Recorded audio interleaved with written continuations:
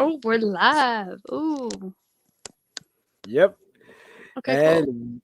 And welcome to another episode of Always Late to Everything podcast, starring yours truly, Anthony McDaniel, also known as DJ Game 17, which I forgot to put on the screen.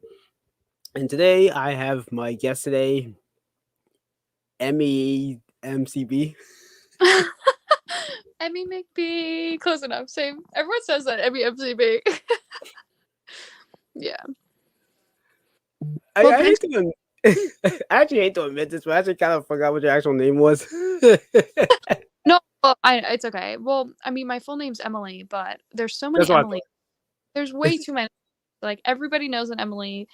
So, and my last name is McBrearty, but who's going to say that? So it's McBee now. thought. Yeah. Well, that was fantastic. So we are streaming this live on what is it, May 30th, 2021, and I'm making a point of this because whenever whenever somebody actually listens to like the audio version, it's probably going to be like 2022 at the Yeah. rate I take to edit an episode. So. Oh my God. Yeah. Uh, damn. No, because like I finally just finished like editing like 2 out of 4 of the episodes for this particular podcast. This is the 5th epistle, and they're Yeah. not even in order. I finished editing episode 1 and episode 3. Wow. I mean, it's still work. It's a lot more work than people think, for starters. Yes. Yeah. When I did my album, I've had that album, I called it a mixtape because it's a mix of songs that I've had in my computer for like 6 years. So some are from when I was actually 16, some are from when I'm 19, and now, it just keeps going. So I feel that.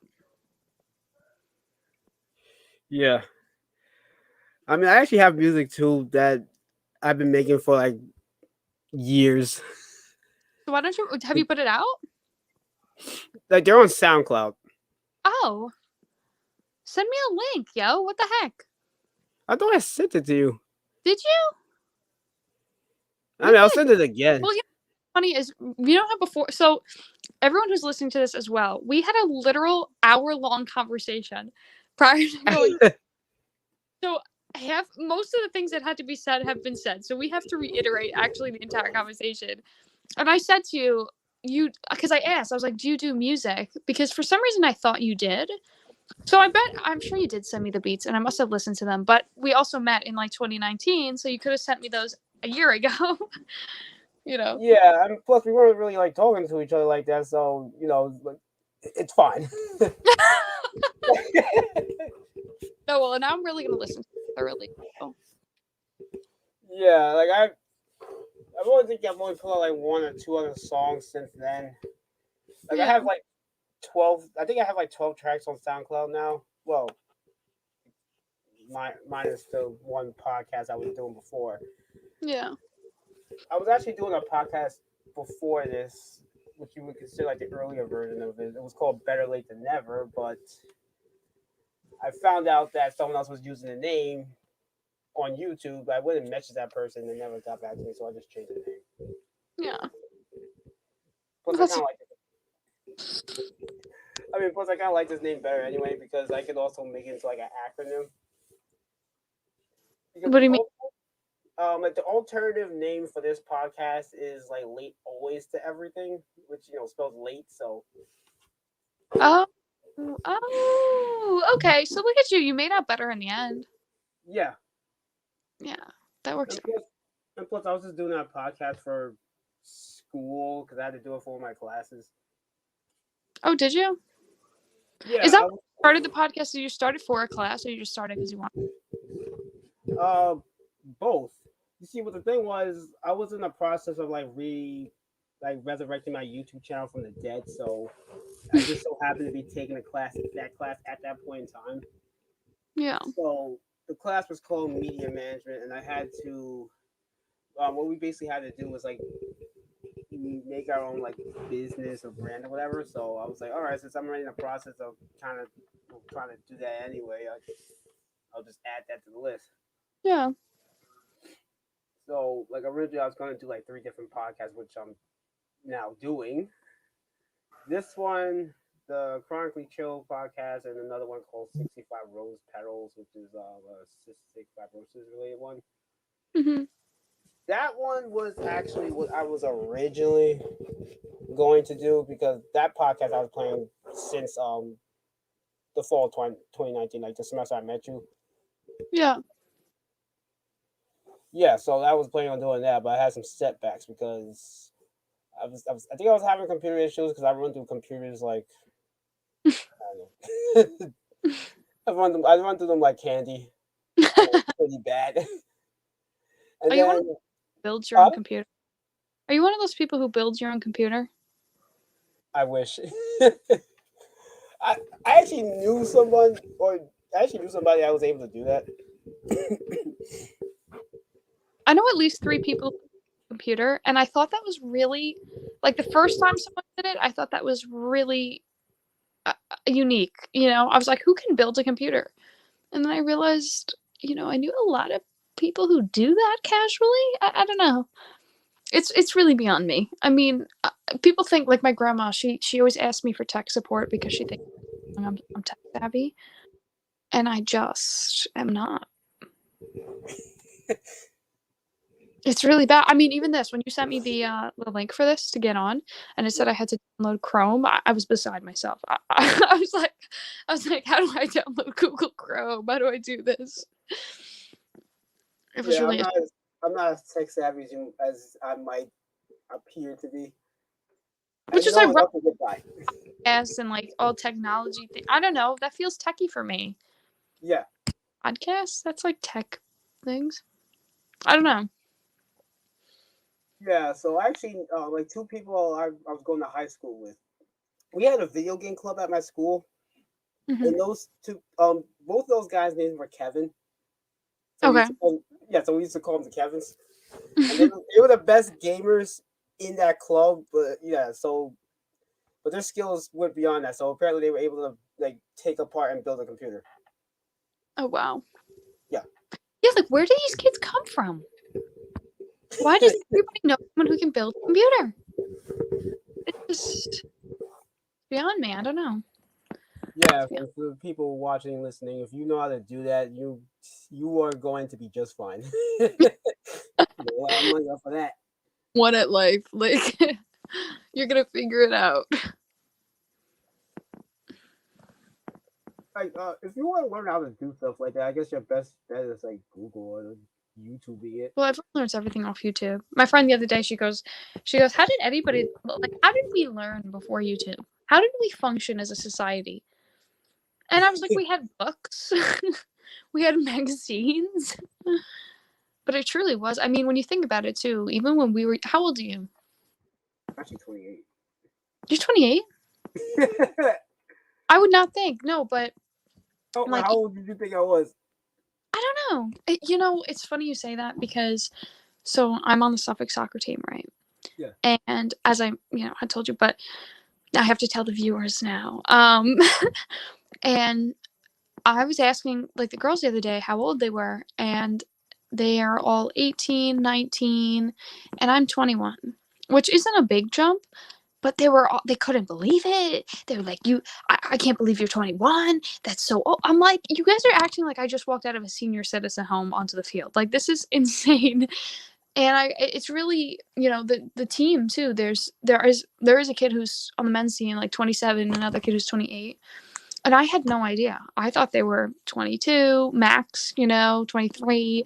And I feel like in the 20s, you really can't tell. I feel like there's really you can't tell, like, from 18 to like probably 29, 30. Everyone looks the same age to me. So I would not have guessed that you were 28. Yeah, I get that a lot though. I mean, that's good for me because a lot of people think I'm a lot younger than I actually am. Well, so that's fantastic. Because you have a young energy. I'm a big like Juju Queen, you know, like I read the crystals, and you have a young energy. Oh, thank you. Yeah, but that's good. It will serve you well later on, you know. Yeah, actually, like one of my CF friends actually dabbles in like the gems and stuff like that. Mm-hmm. I literally have them right here in a bag. Well, cool. You What should do you you need should today? What's going on in your life? I have a rose quartz. I have. What do I actually forgot a lot of these names. I used to be so good at this. I have a calcite. Got any anxiety? I got a calcite.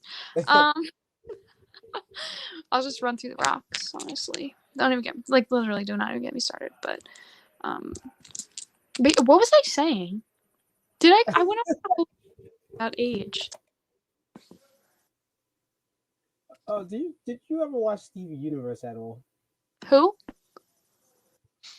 There was a TV show called Stevie Universe. It involved like magical rocks like No, no, I didn't.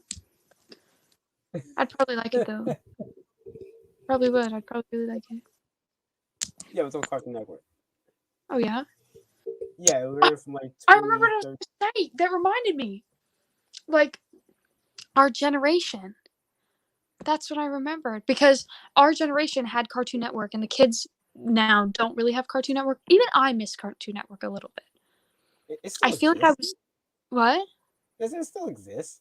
It does, but like I was more of a like a Nickelodeon kid. You know what I mean? Yeah. I feel like Cartoon I mean, Network, the big shows happened like just before me, and then Nickelodeon happened, and then now it's Disney. Like I babysit kids. I'm like a nanny part time, and mhm. all those kids they're obsessed with Disney, obsessed, and Roblox. They love Roblox. Yeah, uh, like with Cartoon Network, kind of goes in phases. Like obviously you have the '90s stuff, Yeah, and then you had like the early 2000s stuff, or like the early to mid 2000s, yeah. and That's how. then you had like that dead period of Cartoon Network where like all the live action stuff was coming on, and you had like all those like awful cartoons that was airing at the time. Yeah, yeah. See, that's what I mean. Like that was like the phase that I experienced. So I didn't really experience it. Right. Yeah, yeah. So they kind of had a revival like during like the first half of the 2010s.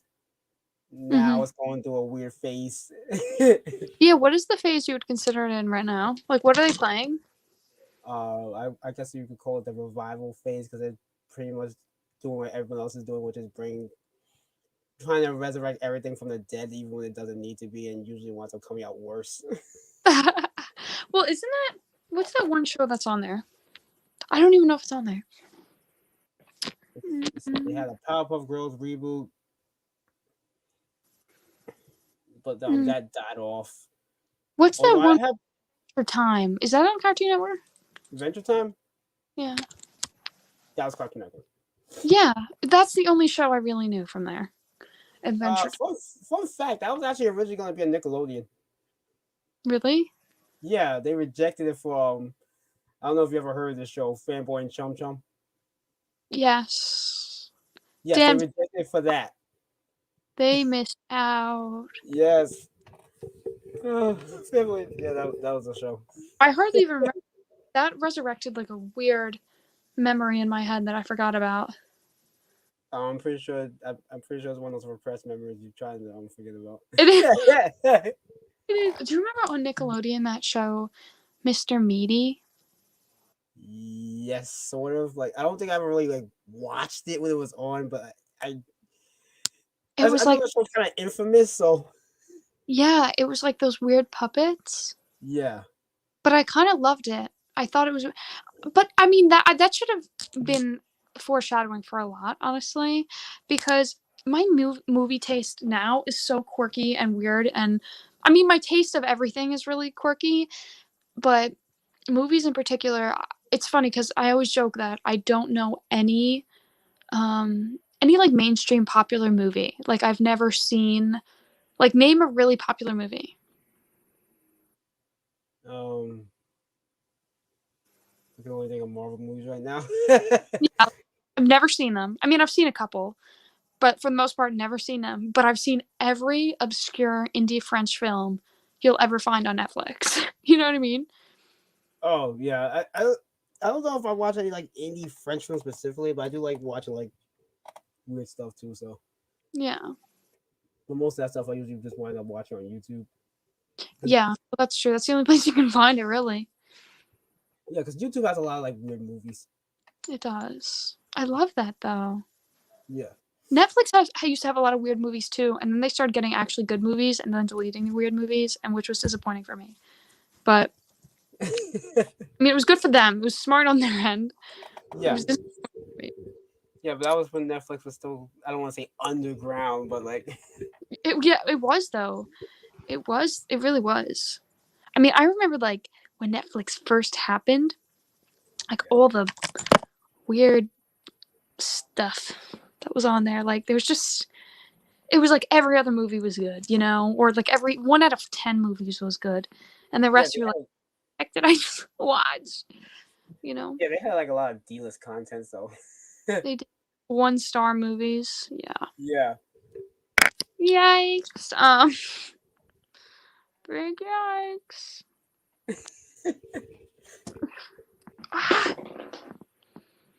Sorry, I dropped one of my rocks. My pyrites. I mean, I would definitely say you should check out Steven Universe whenever you get the chance. Yeah, I definitely will now. Even though I personally have like a love-hate relationship with the show, but I'll let you watch and let you think about Why? it. You recommended a show that you have a lovey relationship with.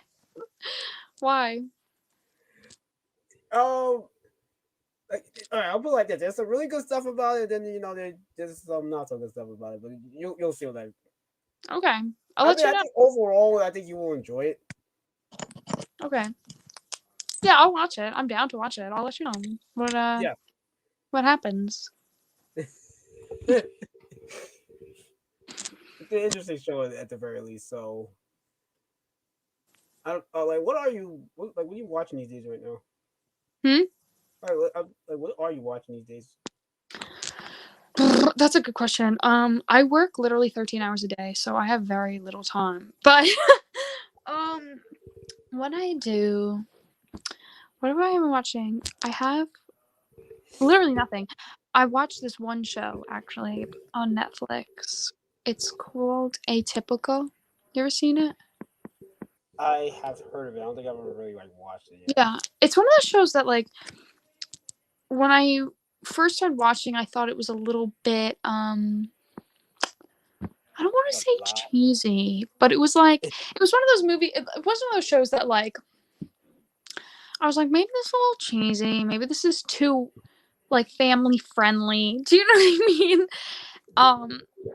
But it ended up being really good, and I watch it all the time. And it's one of those feel good shows, that when I'm having a rough day, I just watch it, and I'm like, yeah, I'm in this family. Yeah. Yeah. So I like that. But I was thinking of watching The Godfather tonight. Really? Yeah, it's one of those weird movies that I've never seen. That everybody's seen Godfather except me. And considering I'm, very Italian, I should have seen it by now. Honestly, I haven't. There's a lot of like classic films I have never seen, including that one. So Yeah. Oh, well then you have to watch that. You have to watch The Godfather, and I'll watch that show. yeah, I guess you're not gonna be seeing that show anytime soon. Then. What? Honestly, like I'm not a big movie person. Like I don't know, it's just draining for me to sit Oh, down and watch a movie. that's fair. That is fair. Yeah, you have to dedicate time to it. Like you have Yeah, to live 2 hours out of your day. That's a big commitment for me. 2 hours? yeah. I'm like, if I was at work, I'd be making money for this time. you know?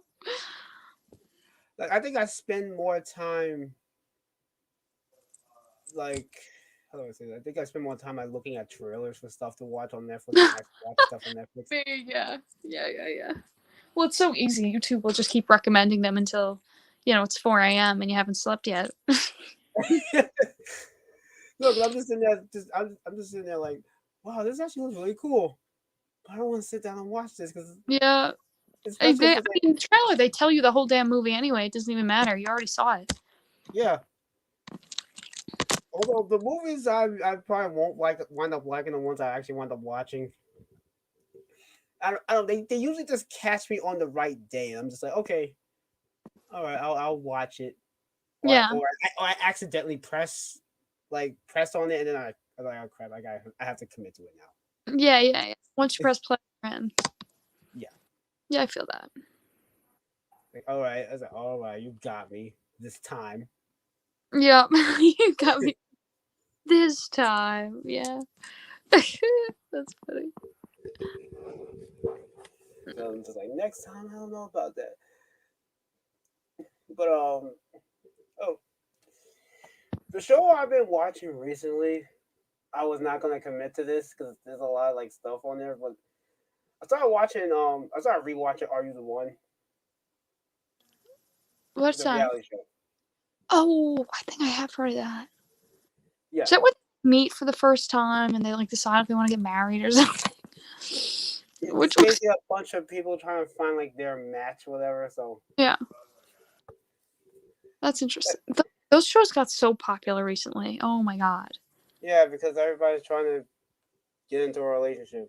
Yeah, literally, everyone's falling in love on national TV. It's like crazy.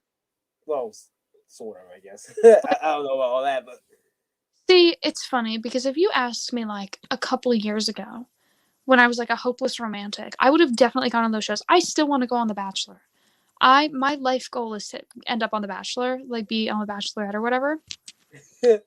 But I've watched so many episodes of it and so many of those reality TV shows that I'm like, this doesn't even work. Like, it's not even real. Like, I don't yeah. Oh, now I'm jaded.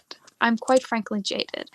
But I'm still oh my gosh, I am definitely gonna one day. Because I used to watch it with my grandma. This is terrible. I used to watch it with my grandma and it was our thing. So every Monday night I'd go to her house and we watch The Bachelor. And in The Bachelor they travel. Sometimes they're in Mexico, sometimes they're in, California, blah blah. So depending on where they were, my grandma would cook dinner for that theme. So if they were in Mexico, she'd make Mexican food. If they were in Italy, she'd make Italian food, like all this cute stuff.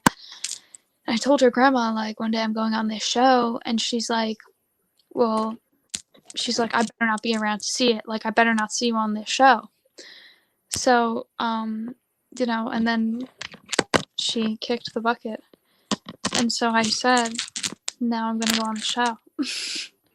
Because grandma can't tell me I can't anymore. Which is messed up, but it was always our joke that I was going to go. And first sorry to hear that. No. I mean, that got really dark really quick. I didn't realize how dark that was going to sound. But I didn't know how to react to that because you say stuff like that, but you say that kind of jokingly. So no, I am kidding. It was tragic, but that is our thing. That was our thing. She was like, "Well, fine, you can go on. When I'm deceased." And so I said, "Fine, I will." And so now I have to.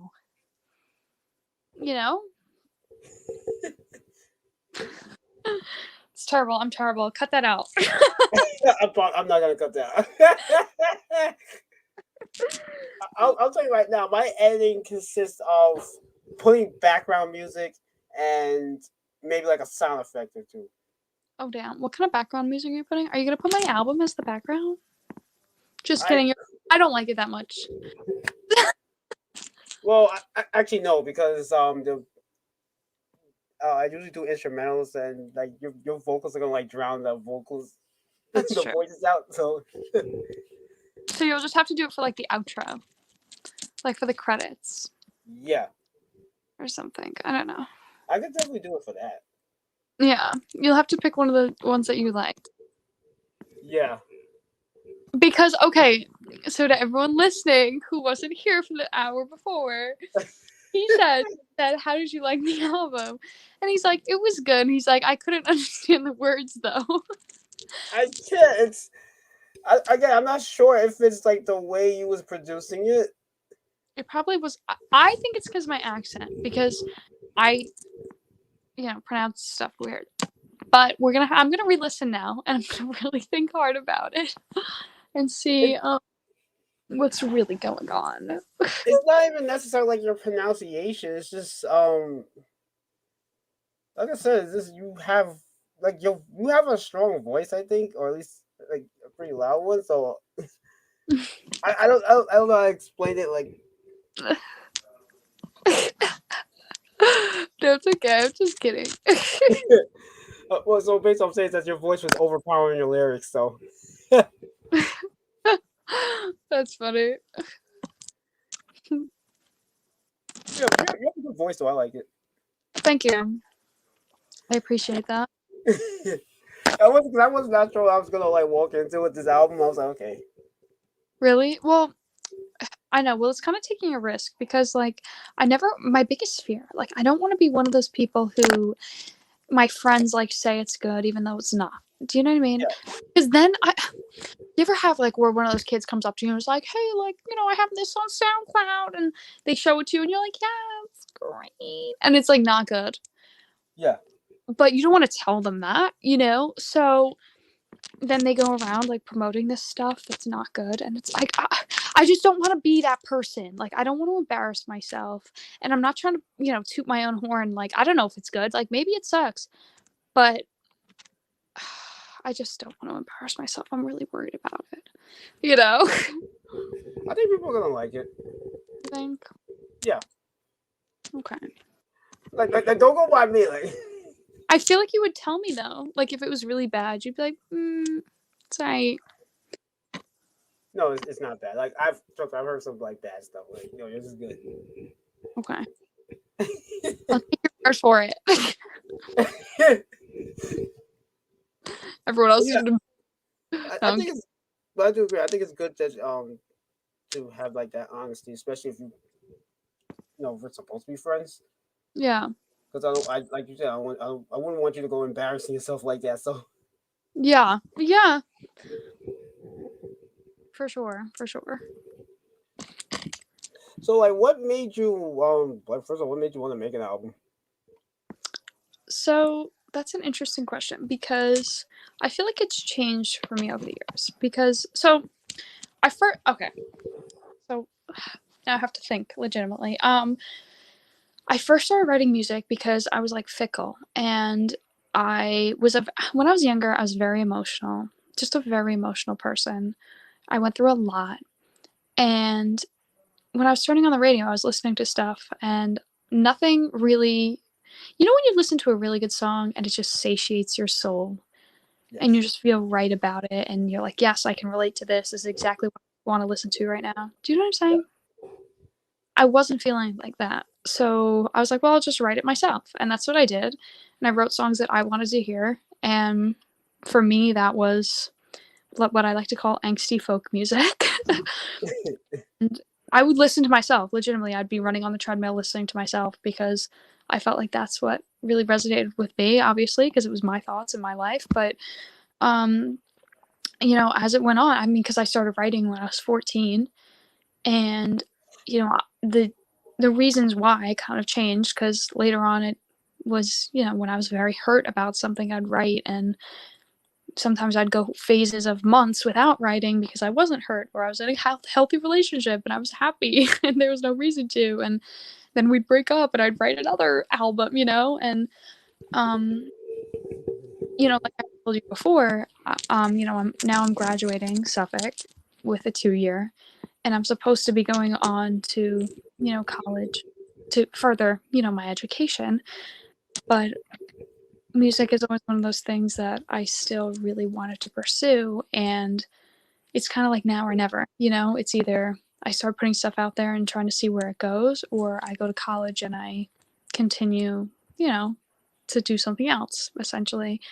And I just felt like if I don't put it out now, I'm never going to put it out, because I haven't, due to like my crippling anxiety and self-doubt, And yeah, and I just figured I might as well see where it goes because you can always go back to school, but you can't go back in time. Yeah. You know, so that's basically why I put it out. That was a really long answer for your question, but that's why I decided to put it out. I just felt time. I think that's great. I think that's good though. Yeah, Yeah. Like, yeah. and honestly, you're kind of doing both right now. I mean, you put out an album while you're still going to school. That's really impressive. Thanks. Yeah, yeah. No, yeah. I'm on the grind.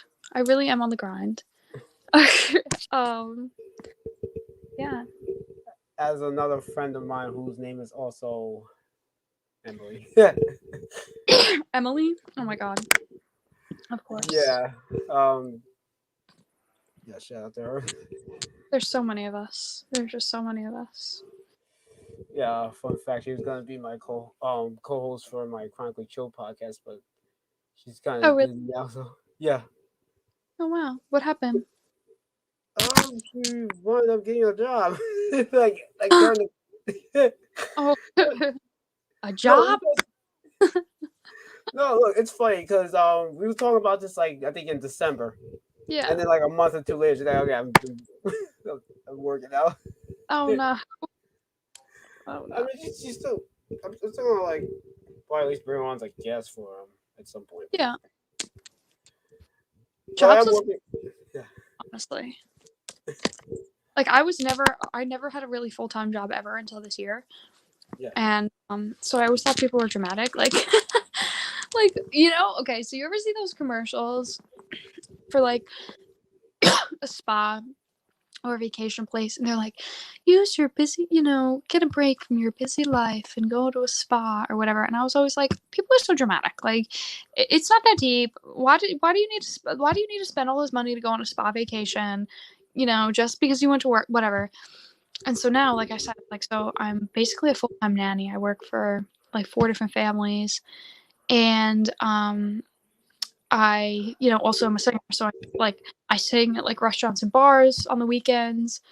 I had a job at a restaurant, but I quit, kind of, and because I was just doing too much. So I'm like, I'm gonna take a break. But it's like I end up working like 10 to 13 hour days, which is a lot for me. And just recently, I was like, yes, I am willing to spend several $100s for a spa weekend. Like will do anything to get a really good break. A massage. What I would do for a massage these days. Like I always thought, oh, $100, that's too much for a massage. I'm like, I will give you 2. Just get me on the table. Give me a nice I'm just at that point in life. So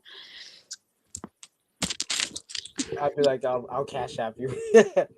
what? No, I'm saying that if I was going for massage, I'd be like, I'll cash app you. Yeah, I will cash app you. No, seriously. Oh my gosh, my Venmo is so active. It is so active.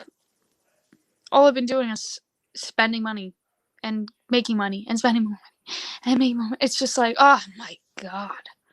I've never used it. Like, is it any good? Venmo? Yeah. Yeah, I mean, it works for me. I've never really used the other stuff that much, so it's all I know, really. But it's kind of cool because, like, it's super easy. It's just super easy. And like I said, I'm not that techie, so I'm happy with it. And the only thing that's weird is they have this update, or I don't even know if it's an update, but they have this thing where you can see everybody else's transactions as well as kind of like what they like have in their Venmo account.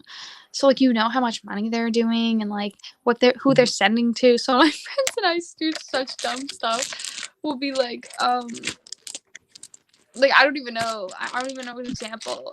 But like I went out with my friend to the diner and I Venmo'd him $15 and was like, for the demon summoning, like whatever, because I know that other people are seeing it. So we just say like the weird stuff we possibly can to, freak out anybody who happens to be checking my Venmo transactions. But other than that, love the app. Love the app. I don't know if I like that aspect of it. It seems like they're spying on you. Yeah, it's a little weird, but I guess they were trying to make it more social, like a more social kind of app, but it's like, oh, I'm connected to people in every way 24/7. Like, I don't need more people. Keep my friends away from me. Oh, that's a little too social. Like seeing people's transactions though. Like, come on, that's a Yeah, bit much. it's a lot for me, you know? And what's even worse is like the people I babysit Venmo me through there. And so then they see all my crazy transactions. Me, at the, Venmoing the bartender a tip. Me Venmoing the bartender like $1 million because I just spent like my life savings on a Friday night. It's just a mess. It really is a mess. But it is what it is. I just That's realized my main expense right now. I feel like I work just to go out and drink, like, which is really bad. Well, here's the thing. I just turned 21 not that long ago, a couple months ago, in December, January. So like 4 months ago, kind of. And only the past month and a half have we actually really been able to like fully go out. Yeah. Like even in the club, like you had to stay seated and had to order food and blah blah blah. So you're spending a ton of money because every time you went out to drink, you had to get like a full dinner, and it was like a big ordeal. So bad. I would go to like Patchogue. You ever been to Patchogue? Yes. Not at night though, but yes. Yeah. It's really seedy over there, like, because it's kind of fine, and then after 11 o'clock, you just don't know what you're going to run into, Like, literally, a girl got arrested next to me. I was walking down the street, and someone, like, it was just a mess, But, I go, and it's like, I'm like, I'm going to have a light night, no big deal, whatever. I leave, I'm like, I just spent, like, $80. I'm like, how did this happen?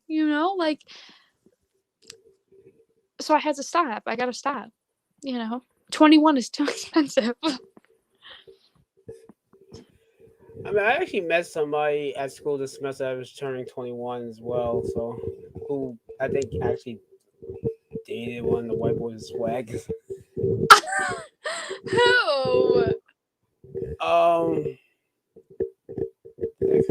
Which white boy? Yeah. Yeah. I'm not sure if it was Donovan or Kyle. Who was one of them? Oh my god.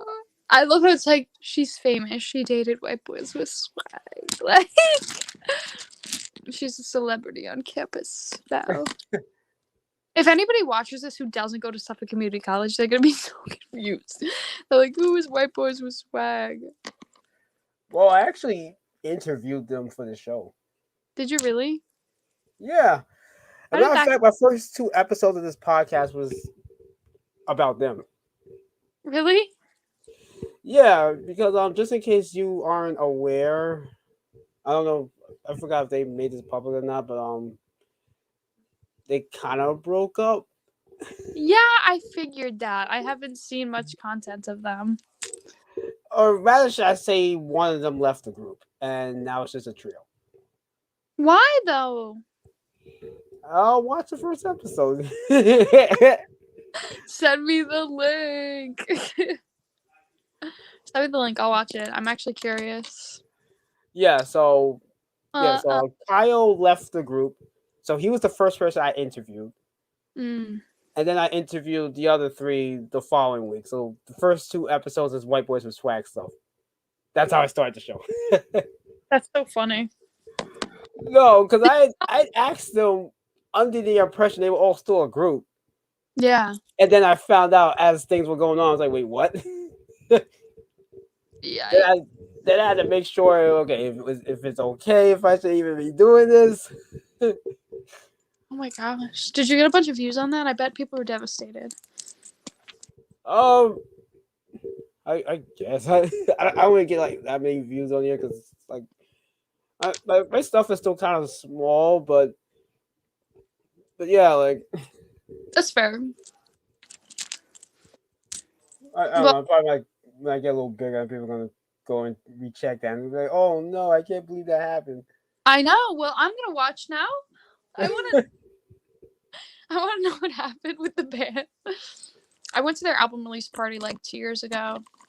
They had an album release party. So what?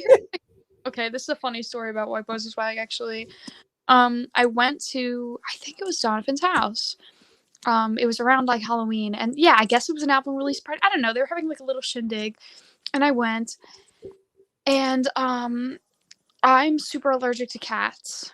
And so my mom always says before I go somewhere, she's like, you better have Benadryl with you. Like, you're going to have, if there's a cat. I'm like, whatever, I don't care, whatever. So I show up, obviously drinking a little bit. I see a cat, and I decided I'm like, you know what? I've never pet a cat. I'm allergic. I'm going to pet this cat. So I go over and I pet the cat. My eyes are a little itchy. I'm like, whatever, but I fall in love with this cat. Ever since I love cats. I see Donovan's mom. I started asking her about the cat. And I was like, yeah, I'm super allergic, but, this one's really cute. And she's like, actually, I have 13. And I was like, cats? And she's like, yeah. And she's like, I rescue cats. And she's like super passionate about these cats, which is like super adorable and amazing. But I'm like severely allergic. So I take a Benadryl. I'm just prepping myself. I'm like, I'm gonna have an allergic reaction. The more I look around, the more cats I find. And so I just decide, I'm gonna go to sleep. I'm gonna take a nap. Because when you ever take Benadryl, it makes you really tired. So I take a Benadryl, I go to sleep, I wake up, and I'm like, I better go. Because my whole face is like this. Like I'm like allergic to these cats. And that was the last time I've been to his house. So fond memories of White Boys with Swag and the cats, but lovely people. It's funny because I do know like at least I think towards the end of like the 2019 fall semester, I know a lot of people were actually starting to dislike them. What? I was because people were starting to find the antics annoying. I enjoyed it all the way through. I thoroughly enjoyed their antics. So no, so all right. So we were doing a game show in in the back room of the cafeteria. Yeah. And I remember, like, I heard some people say like they were hoping they lose. That's messed up. That's messed up. No, I just remember Some Type of Cute, and I was like, they should put out some more bops because Some Type of Cute was a bop. Like, you can't get that out of your mind. I almost thought about covering Some Type of Cute and sending it to cover. I actually wanted I wanted to hear that one. You know what? I will now. Now I will. I'm trying to get whatchamacallit next week. Cam, Cam from that band is trying to or that group, I guess, is he does like film and animation and stuff. So he's gonna do a music video for one of my songs next week. Oh, really? Yeah, I'm really excited about it. Yeah, because I've never done a music video, but I really felt like, because I wanted to start doing like Instagram ads and promoting more, but you can't really do that if you don't have content. And so I figured I needed some visuals, and so I make a music video. And yeah, he said he would do it. So I'm excited because he looks good. He looks like he's pretty good at it. So I'm excited to see what he comes up with. Yeah, they're really good at editing. Yeah. I will. Well, that's the thing too. I'm like, their promotional videos for White Boys with Swag were really good. Were really good. So I was like, I'm sure they know what they're doing. Oh yeah, they definitely do. They also had like interns. Yeah, they actually had interns at one point. The interns, that was crazy. Oh, did you ever meet any of them? No, I just remember them walking around and being like, do you want to be an intern? And it was either some girls were like, sure, and some girls were like, excuse me? Like, what do you mean an intern? There's very different reactions to that, but yeah, I was friends with the interns too because one of them was in my actually I had a class with two no, one of them was in two of my classes I was taking during that particular semester. It was in my digital film class, my issues with broadcasting. So, yeah, his name was Matt, and he was actually taking like, huh? Matt Verso. Yes, I know him too. He's funny. Yeah, It was him and He's good at videos too. yeah, he's amazing. Like him and the white boys actually did a PSA. It is one of the greatest pieces of video I've ever seen. I didn't see it. Did I I, see it? I probably saw it. oh, I'm gonna look for it and I'm gonna send it to you Okay. because they did like a PSA for like it's like safe sex, like condoms, or whatever, and I- like, oh yeah, you my. can only imagine how that turned out. It was amazing. Yeah, I'm sure. I'm sure. Oh my. That's. Yeah, I remember like when I was going like was able to go back on campus for my RTV classes during the during the pandemic or whatever. And I actually missed seeing them. Everyone was like, "Yeah, they're going." I'm just like, "No, I missed them." Because I think they already graduated by this point. Yeah, I think so. Because they were really putting in work. Because they were like, for example, Matt, he was like doubling on classes and stuff. So Oh he actually wow. might have graduated earlier. Oh wow. Wow. I missed a semester, so I doubled up on classes just to. That was a like taking college, taking the summer classes. Actually, taking the summer classes was the best thing I could have done because it's like a full class in 3 weeks or 6 weeks. I'm like, why do we even do regular classes? They take way too long. I agree. Yeah. Unfortunately, for my major, I have to do it like that. But for regular classes, I definitely should have done it like that. Yeah. Like, for example, I had registered for like 6 classes with the semester that just passed. Hmm. So I signed up for 2 gyms. One because I was trying to take a class together with my friend Carlos I told you about before that did the clothing line. Hmm. Yeah. He was on the Instagram live a little earlier. So shout out to him. Yeah. So I was trying to do that and he took too long, so I wound up dropping that. And then I still had the one other gym class. And then I wound up instantly regretting it when I found out I actually had to do 2 gyms. I was already registered for 2 gym classes. Too And much. then and then I also let's see, I signed up for Italian, CPR, biology, and history. So by the end of the semester I only had like 2 classes afterwards. Yeah.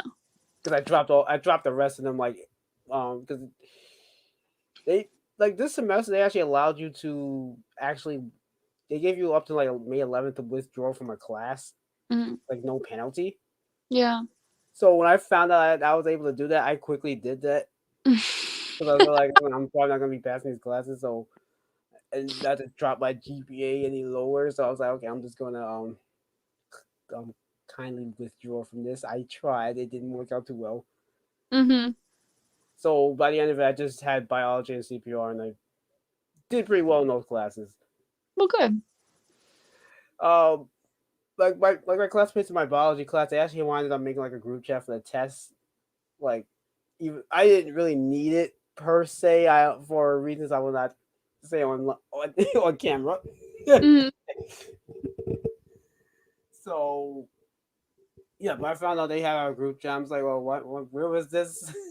Hmm. And it was like half the class too. I also shared it to them in case they want to watch it. Hello everybody. Wait, they had a. Oh, the class had a group chat. Yeah, like half of the people because it was a big class. It was like 30, 40 people, something like that. Oh wow. I mean, it was online, so I actually wanted like kind of do like a duo group thing Hmm. with a classmate of mine who actually was able to meet in person Hmm. because we was doing like labs or whatever together. Yeah. And by that I mean I gave her the book and she pretty much did all of it and put our names on it. And I just sent it to the teacher. Oh my god. Just finesse this girl. No, it was a mutual agreement because she's like, I can just bust all this stuff out like in a day or two. So I mean, good. Actually, good on her. Bless up. What a yeah. gem. Yeah. What a girl. And then after that, we just started running into each other because like for this semester, you had to if you was going on campus, you had to do the COVID test. So we just so happen to be on campus on the same days. Nice. The funny thing is too is that we actually had the same gym teacher, but she was doing hers live and I wasn't, so I was like, oh wait, am I missing gym classes right Who was now? Huh? who was the gym teacher? Do you know the name? I was doing weight training with like Elizabeth Tom something. Oh, I also did weight training, but it was with a guy. And Yeah. it was fun. I did it over last summer. So last summer I took 2 gym classes with the same teacher. So I figured I'm home, I might as well get it done. And so I think we had 2 videos a week, and I was doing 2 for each class plus something else. So I was doing like 4 workout videos a week, and I got in great shape over the summer. I really did. But that guy, he was serious. He was working out. He was not messing around. He seemed chill Yeah, though. I did the class so I could try to put some muscles on, and I didn't really pan out too well. So I was like, okay, I'm just gonna work out on my own time. And Yeah. Yeah. it was nothing like I expected it was gonna be, and the fact that it was also like completely online, or at least I think it was mostly online. I'm still not sure if you had to show up for class in person because I told you my classmate, she was taking the same class with the same teacher, and she was showing up for class in person at one point. So I was like, oh wait, am I missing classes right now? And the funny thing too, the teacher actually ran by a few times when we was like communicating. So I was like, yeah, like yeah, it was a little awkward. Oh my. But this is to kind of backpedal on something. So you was mentioning Benadryl. Yes. So here's a fun fact: I am actually allergic to Benadryl. Really? Yeah. Oh wow. That's ironic because for me, Benadryl is what if I'm having an allergic reaction, I take Benadryl, and you're allergic. That's Yeah, that's what most regular people do. Now for me, whenever I take Benadryl, it actually closes off my throat. So wow. Crazy. yeah, I have like weird reactions to certain medications. Like, well, that and like there's a medication I was taking in the hospital. It was called Zolson, and what happened with that is that you ever felt like really tired, your body just felt like really weak. It would do that to me Wow. every time I took it. I wasn't sure why, and my temperature would go up. I'm just like, what's wrong with me? Guess it just didn't react well with your body. Yeah. Yeah. It is what it is. So Yeah. yeah, I have to put that on there every time now. I'm like, yeah, I cannot take this medication. What? So I said so. I have to put that like on every time now. I'm just like, I cannot take this medication. Yeah. Oh my god. I hate that when you have to list all the medications you take or don't take or can't take. Every time I go to the doctor, I'm like, enough. It's too much. No, like, do you have any disabilities at all? Or Me? yeah, I have an autoimmune problem. really? Okay. Yeah, I do. I was homeschooled all of high school because of it. But it's just called PANS. It's basically your body makes too many antibodies and fights your brain. So so that's what happened to me. So I had a lot of inflammation in my brain, and I had to be homeschooled for 4 years, and then I did a lot of treatment for it, and I'm significantly better. So that's good. But I mean, I'm actually going to DC in a couple weeks to get another treatment for it. That hopefully will be the last one, which is exciting. But yeah. All right. That means I'll definitely have to bring you back for my own chronically chill podcast then. Yeah, chronically chill. Chronically chill, chronically ill. Hey. We out here. Yeah. Yeah, you can also promote your album on there too. What? I said you can also promote your album on there too. Like, Literally, yeah. Promo my album. yeah, because with that podcast, well, actually with all my podcasts, one of the things I also want to do is like if you have like some type of like endeavor you're doing, definitely want to promote that. So, Of course, yeah. and especially for that particular podcast, to show like for us that have like disabilities and stuff, and we're thriving in life. So Right. Yeah, no, that's important. That's important. It's really nice that you do that. yeah, just sitting around being sick. So Yeah. Yeah. Literally. that's kind of interesting. Like, I guess with that though, like, is that something you was born with, or is that just something that just came over time though? Me? Yeah. That's the thing. They don't really know. They think it's from maybe a like something like I was exposed to like a virus or like a strep throat type thing that might have caused it, but they're not really sure, which is part of the problem. Part of the reason why it's hard to kind of quote cure because they don't really know what it's derived from. Yeah. But they do a lot of more of a just treating the symptoms type thing. You know what I mean? Yeah. And like trying to reduce the inflammation and trying to mask the side effects and whatnot. But hopefully this treatment, I've done a couple. I've done IVIG, plasmapheresis, stuff like that. And hopefully this one will be the last. Like, I don't even know what it is, but it's something that's supposed to work. I don't know. I'm like, I'll take a trip to DC. Oh my God. You ever been to DC? I have not. It's boring down there. Don't go. But but they have really good vegan food. Because I'm like plant based. Like I was vegetarian for 7 years and then became a vegan like the past like 2 years kind of. But right now I'm kind of I call it plant based because I'm a lot more lax about it. Like I'm just like yeah, because I'm really doing it for health reasons. So I always experiment with what makes me like feel better and for the most part, I'm still vegan, but 99%. But that 1% where I go out and like I'm at a restaurant and they're like, oh, do you want a brioche bun? And brioche is made with eggs and milk. Like, what am I? I'm like, okay, fine. You know what I mean? But they have great vegan food. There's this place called Sweet Green. It's a salad place that's apparently a chain, but there's like none in New York. And then there's this one other place I forgot what it's called, but it's like a vegan fast food place. They have like vegan chicken nuggets. It's so good. I was like, hallelujah. It was crazy. It was crazy. But other than that, it was shot. I mean, I went in the winter, but DC is like, nothing there. So nothing about the White House.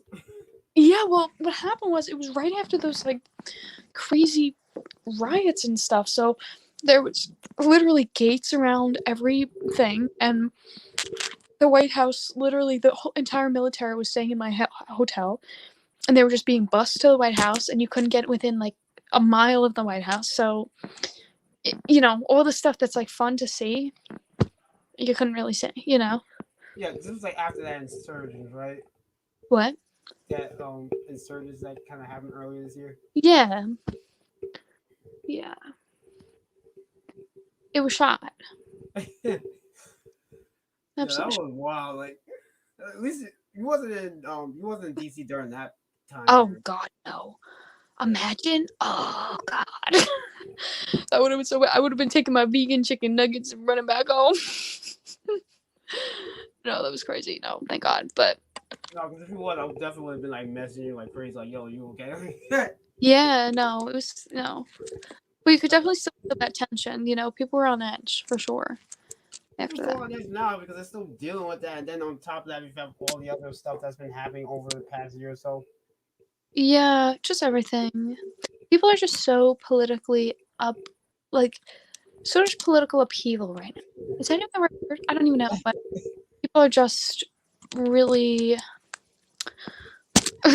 right, frantic. So, Yeah, everybody needs a chill pill. yeah. I mean, it's definitely settled down, like, after the election, like, because I felt like right before, I mean, regardless of what side you were voting for, it doesn't even matter. It was just, everyone was so hype about it. You know what I mean? Yeah, And I was saying that too. I was just like, where was all this like during the previous election? yeah, I think there was a little bit, but not nearly like this. This was crazy. But, as soon as it was done, I feel like people really settled down.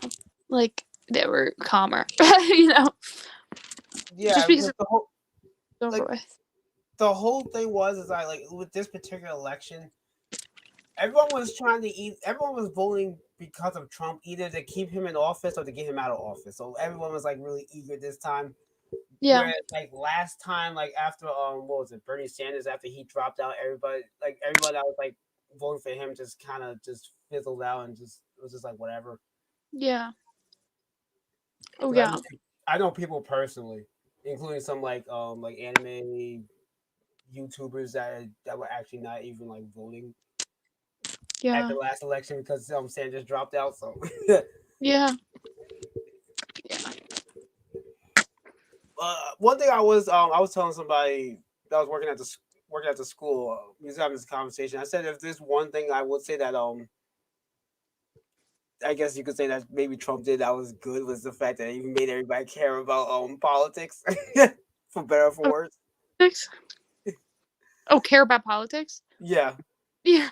That's so true. All of a sudden everyone got involved. That is true. Everyone got out there and voted. Yeah. Yeah. Like you know it was crazy when it took like over a week just to get all the votes in. Yeah. Literally record breaking. It's crazy. I've never seen that before. Like at the time I was taking a TV2 class and like for that class we have to like run our own like TV news shows. So we have to do like I guess current events or whatever, and we was gonna cover the election because we was gonna mention who won, but at the time they were still voting for it. They were still doing it, and it was like okay, just by the time they By the time they finish, it's gonna be like forever. Yeah. And mind you, like with that class, we take like 2 or 3 weeks to put together a show. So I was just like, oh, this is taking too long. We can't wait. Yeah. So so we just had to scrap that one out completely. I think one mention we made says that people that went out and voted. We didn't mention who won because it was just like we don't know. Yeah. Wow. That was really insane though. Like, That is insane. That whole situation was crazy. But it's gone, it's done, it's over with. It's done. see, you got live singing here. I know, live singing. I know. Yo, this whole time, my friend has been downstairs talking to my mom.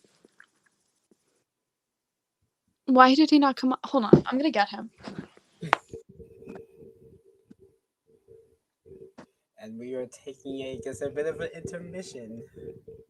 First time we've been doing that. It's a really interesting show today, I would say. Bro! And thank you for everybody that's been tuning in so far. We'll be doing more. He literally thought I was waiting for him. Or. Yeah. Oh, sorry. So, this is Shane. He recently just appeared. He looks like a new man. Yeah, I'm looking like a baby right now. What's up? So, Yo, it's good. So he's in a band. Yeah. And I'm promoting my album low key, but he Of course, promote your album or band. Yeah, man. Like, introduce yourself to the public. All right. So I'm Shane Harris. I'm the lead guitarist of a band called Perimeter. We're from Long Island. I would assume you guys are both from Long Island too. I mean, Emmy is. I am. But yeah, so we've been a band for a very long time. A lot of lineup changes, but the current lineup, we've been with each other for about a year. Where we have an EP out called What Lies Ahead. You can find it on Spotify, Apple Music, etc. We got a YouTube channel. We have one music video out for one of our singles called Visions. But currently we're working on a full-length album. We're in the works for that. I do a lot of the audio engineering for us. So I do a lot of the production work, a lot of the legwork in that.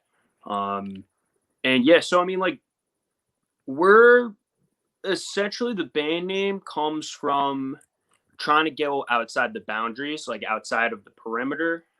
And so we're more metal, but we have a pop style vocalist in our band, so I feel like it gives a really good contrast. Essentially, we try to get the instrumentals like super heavy, but have this like clean, like beautiful sounding vocalist, so it gives like a big contrast to it. I love bass drops. Got to add those to the songs. You know, got to add in the synths. Got to add in like all the funky stuff. There's a running joke right now during this like album we're working on. I don't know what it's going to be called, but so there's this subgenre of metal called gent, which is like very polyrhythmic, whatnot. But we've also had like these funky riffs. So if you take funk and you take gent, what do you get? Junk. So we're like, all right, we're junk metal. We're gonna make a new genre. So I was gonna say like you guys, the way you was describing before you got into like the, funk and gent stuff. I was thinking like it almost kind of sound like power pop, like Cheap Trick. Yeah, no. I would say like yo, you take like a band. I guess like I don't know if you know like Veil of Maya or like Periphery or like I guess like a more well-known metal bands would be like I Prevail or like Ice Nine Kills or even I guess even more well-known like 3 Days Grace, Avenged Sevenfold, like Bullet for My Valentine. They got like heavy instrumentals, but they got like a beautiful sounding singer. It's very marketable. It's like metalcore almost. Honestly, that sounds interesting. So you're basically mixing like metal, funk, pop. Like that's actually pretty cool. Yeah, we're just trying to like, because if you're not doing something different, you're copying people. And honestly, like I want to stand out. I want to be marketable. If I'm just doing what everybody else is doing, then it sucks. There's so many amazing musicians, like even like Emmy herself. It's like no one's heard of them yet. It's like if we only got a chance, like imagine, right? Like I don't know, me or you or like Emmy or somebody else that's an amazing musician, like way more talented than even all of us together. They're never being heard unless they get put on the radio or unless they have some publicity. And like the thing is, if you don't have that, then you got to stand out some other way. You got to do something. I mean, personally, for me, it's like, as a guy, I can't be an attractive girl on the internet. So I have to be entertaining or funny. You can't do, how it is. You have a podcast. Like you got to be entertaining or funny. That's the way it's got to be. Yeah. That's usually why I bring out other people on. I'm not the most funny person by myself. Yeah. But you're entertaining, like you're getting entertaining people. And that's how it is now. Like that's how the market is. You have to have like a niche that you're like really marketing to.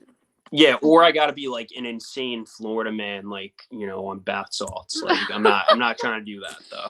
Yeah. But like another thing you kind of, especially if you're trying to get like really big, like one thing I've been noticing, like a lot of like the big like music artists right now, a lot of them are getting a lot of them are kind of getting famous off of their personalities, not necessarily like their actual music. That's really true. I love that. Yeah. Like for example, like Cardi B, she is basically known for her personality. Like no one really cares about her music like that. She like boom, like, all right, there's this female rapper. She stood out as a rapper that was female. First off, she was obviously like attractive, objectively attractive in certain ways. Some people like that. I personally don't. And then she had, and I don't know if this is true. This is still allegedly, but I remember even seeing like the whole like thing where she like drugged like some dudes and like almost took advantage of them as well. Yeah, and don't quote me on that, but like that's what I've just seen, hearsay. And it's like all stuff. They actually made a movie about that. It was starring J-Lo. Oh God, really? Did they really? About Cardi? It's a joke. But no, the funny thing is the movie. It wasn't about Cardi B, but it might as well have been because the plot of the movie is pretty much what you guys were saying, like that rumor. Yeah. Yeah, that was basically the plot of the film. So I like to call it the Cardi B biopic film Police, open up. Like, yeah, but like you get what I'm saying though. It's like all this is press. Yeah. Doesn't matter good or bad. Like it's getting her attention in some way or another. Like, and that's like how you got to market yourself. Like, I mean, personally to me, like I know with my channel, we got a TikTok page now, Perimeter Official. You know, I'll plug myself, but like we're starting with like some basic content, but we know we got to do funny crap. Like we got to do stupid stuff in order to get people to see us. Because if we just do, okay, I'm just going to do a basic vocal cover of this song, or I'm going to do an original song, no one could care unless you do something funny, entertaining, or I'm like a hot girl. That's just my take. No, it's true. Yeah. He just linked you. At Perimeter Official, Instagram, Twitter, Facebook, whatever social media, MySpace, Tumblr. I don't know what This people man's use literally these so days. professional. He knows how to promote himself. Yo, you better link my link. My link tree or whatever it is called. No, but you know what's really big? Well, obviously, I find like it's like so. Here's I'm finding more and more like people really do well in everything that's niche. Like everything, if you find your spot, that like those are the people who do well the best. Like even the people like I've just met a lot of people recently, and you go up to their house and they have this big bougie house, and you're like, what do you do? Like you expect like them to say, I'm a doctor, I'm a lawyer, I'm this, that, whatever. But it turns out that they're this very like unique niche, like maybe business, or they're they're the owner of an HVAC company, or they have this weird data company, like just little things that you're like, I would not have even thought of that, but there has to be a market for it. Do you know what I mean? And I feel like with music as well that and just entertainment in general is that there's a market for everybody. You just have to find it and like direct everything you do exactly to those people. I don't know. It's kind of, I don't know. It's kind of hard to explain it, but there's just, you have to go about it a roundabout way because the internet's so saturated right now that you have to, like, Yeah, you do though. You always have to find a way to make yourself stand out somehow, and you also have to post like very consistently as well. Consistency is key. I'm so bad at that. Oh yeah. God. Attitude and consistency is key. That's what you got to do. If you don't, you got to have the attitude to keep positive. If you're negative, okay, like you're gonna drag yourself down. You got to stay. Yes, if your music is negative, maybe you got to keep that vibe. Maybe that's an exception to the rule. That's how you stand out. But the thing is, you got to still be motivated. You got to be motivated even if you're depressed. You got to be consistent even if you're depressed. You still got to have the attitude. But yeah, that you hit that on the head of the nail. Yeah. Yeah, because that's just something I kind of struggle with as well. Like posting consistently. Yeah. Dude, I can say too, right now this is a challenge my band's getting up to because we're really restarting our social media presence and rebranding. You got to get ahead. You got to get ahead in things. So like if you have plans, you got to think like 2 weeks to 4 weeks ahead. Like one of my friends on TikTok, he's TikTok famous. One of my teammates from college is the fifth Rakage on TikTok, and he does like all these anime TikToks. But guess what? He's ahead. He plans. He's like planning ahead, and that's how he stays on track, and that's how he stays consistent. Because everybody's human. You have a bad day. I don't know. You have a lazy day. You have whatever, and you don't want to do something. So then make sure you have content to fill that in. So if you're taking a day off, or if you can't keep up, like streaming every single day of the week, do 3 days a week. If you can't do 3, do 2. But try to be consistent, even like if it's 1 day a week, and even if it's every other week, Like try to see something and then build onto that when you get used to it. Yeah. Yeah, it gets better when you actually start doing it. It's just doing it that first time. It's just like that's the hardest part. Yeah. Absolutely. For me, it's always been my crippling self-doubt. It's like I'll come up with the content and then I'll watch it again and I'll be like, you know what? I'm gonna delete this. And I do that for months straight. And that's why it took me 6 years to put out an album. Check it out on Spotify. I broke out all my healing crystals. Somehow healing crystals came up. Or did they even, or I just broke them out? I don't really know. Dude, that's fucking dope. Yeah. What do you need today, Shane? What do I need? Yeah, what's going on? So I would say today was kind of meh, but like again, I'm like more like I would say mildly affected by like mildly depressed. So whenever it's like shitty like this, that happens. But again, like getting back to the point I was making before with attitude, like I literally what? You need some pyrite. It's good for mental and emotional stimulation. Hell yeah. Okay, now I'm gonna be like so fucking stimulated. Can I curse or am I like not allowed? No, you can curse. Okay, just checking. No. I don't know what to do. So, yeah, attitude is what I would say everybody, like, and I'm going to keep repeating this like 1,000 times, but attitude is what you should be reminding yourself every single day. If you have a good attitude, you are going to be in a place to set yourself up for success. Reminding yourself, you know, if you have a negative attitude, you're going to drag yourself down. Think like, I don't know, someone makes fun of you and you got yourself a negative attitude, you're going to take that more negatively. But if you have a positive attitude, you're going to be like, you know what? Like, I don't care about what these people think. You know, I don't give a crap about it. If it's just like something I used to do, and then I reminded myself about it like a week ago. I was like, you know, I used to like, because I was starting to feel not depressed, but I was just kind of like bored. I'm like, why do I feel like I'm just like existing right now? Like, why don't I feel like I'm like living life? And I was like, you know, I used to remind myself about my attitude. And I'm like, attitude.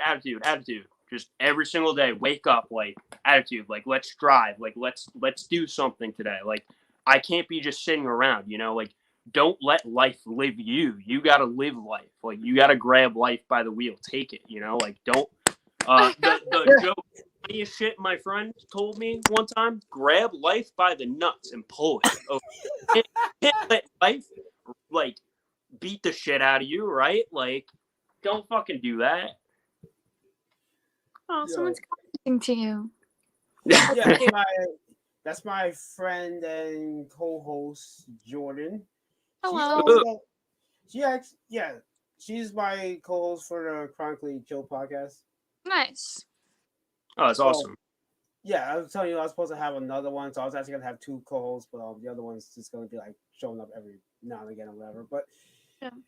So Jordan was telling me earlier that she's actually working on an album because I told her that I was gonna be interviewing somebody from Suffolk that has put out an album. So nice.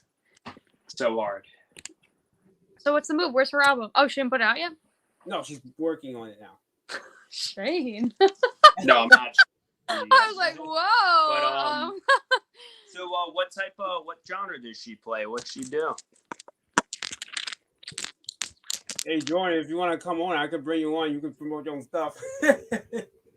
Yeah, I'd love to hear what she's working on, or even if she can't show it, just like explain it, because fellow musicians. We all out here grind, promoting. Yeah, I really like where this episode's going so far. Yo, whatever, man. Can we gotta make like, I don't know how new your podcast is. Like, how long have you been doing this for? This particular podcast, well, pretty much just early this year. That's awesome. Can we have like a craft punk segment, like in like Eric Andre, where it's like just go up to people and like throw cheese at them? You know, I don't know. Like, I think it's cool though. Like I've always wanted to do a podcast, but like It's just like, again, it goes back to like that attitude thing. Like, it's like, if you want to do something, you just have to fucking go for it. Like, if you really want it, Yeah. like, you're doing it. Like, awesome. I give you so much props for having this already. Yeah, I was having that conversation with Kyle from the Whiteboard Swag because we was Yeah. talking Yeah, he's awesome. Okay, all right. yeah, because we was having that conversation. It's like, the hardest thing to do when really starting anything is really just starting it. Like, Yeah. Get the ball rolling, even if it's a little bit, even if it's like a little tap. Yeah. Oh, very true. Well, that's what prevents a lot of people with a lot of talent from not doing anything. They just never started. Electronic music. Oh my god, we should do one all together. Yeah. Yo, that would be sick. I love electronic music. Actually, I'm going to Izu later this year. I'm kind of excited. Yeah, you invited, man. Oh, I really have never gone to You any never of bought those. the Yeah. ticket? No, I didn't. You gotta get the Izu ticket. Because COVID, it was a little different then, Oh, that's really cool. Yeah, definitely come on and explain it. That's cool. I think I understand where she's coming from that angle. I won't really, again, she'll explain that herself. So social media addiction. The route she's going with that. So what? I was saying, if I understand the route she's going with that should be an interesting album. Yeah, it should actually. I wish I was that deep. Mine is literally just about my breakups. I mean, I got that much. Yeah, right.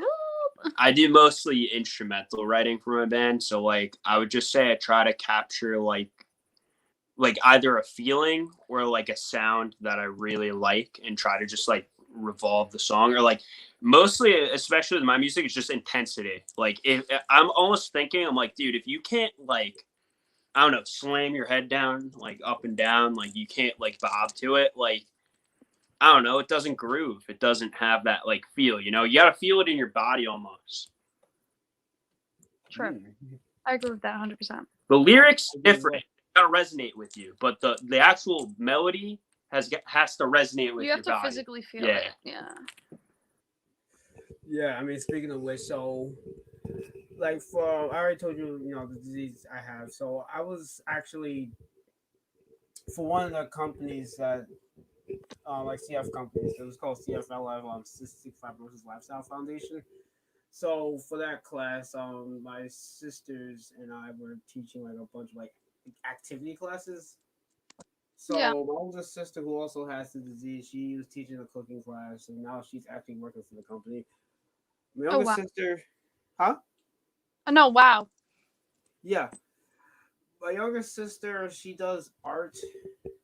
She was doing an art class, and also if you need any like art stuff done, like logos or whatever, she's definitely a person to go for that. Yeah. Yo, send me a link, dude. We're still rebranding. Yeah, I could definitely. Yeah, like if you need like any stuff like that or album covers or anything like that, I could definitely like I'll link you guys up. So yeah, for perfect, sure. awesome. We have so many. I could actually introduce you to her like in person, like if you guys are coming to hang out sometime.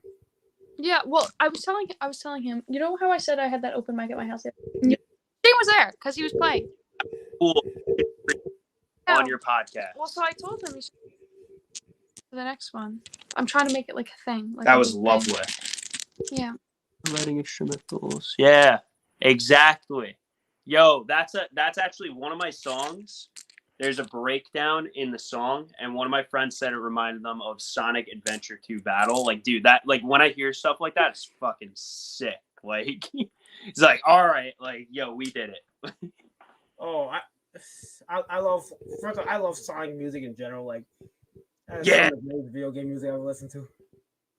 Like stuff like from like Sonic, like Mario, Zelda, Final Fantasy, like stuff like that. Like I listen to like Kingdom Hearts. I listen to that stuff on repeat. Dude, every day. My singer, he's almost like gonna start streaming. He does speed running like in those classic games and stuff. So like that's the thing. Like we do have, I would say, some influence in that type of stuff as well. She said I'll definitely listen. Yo, hell yeah, yo. Thank you. I'm literally going to play Please these give me a songs stream. on repeat until there's 6 zeros behind them. You better have like 1 million plays.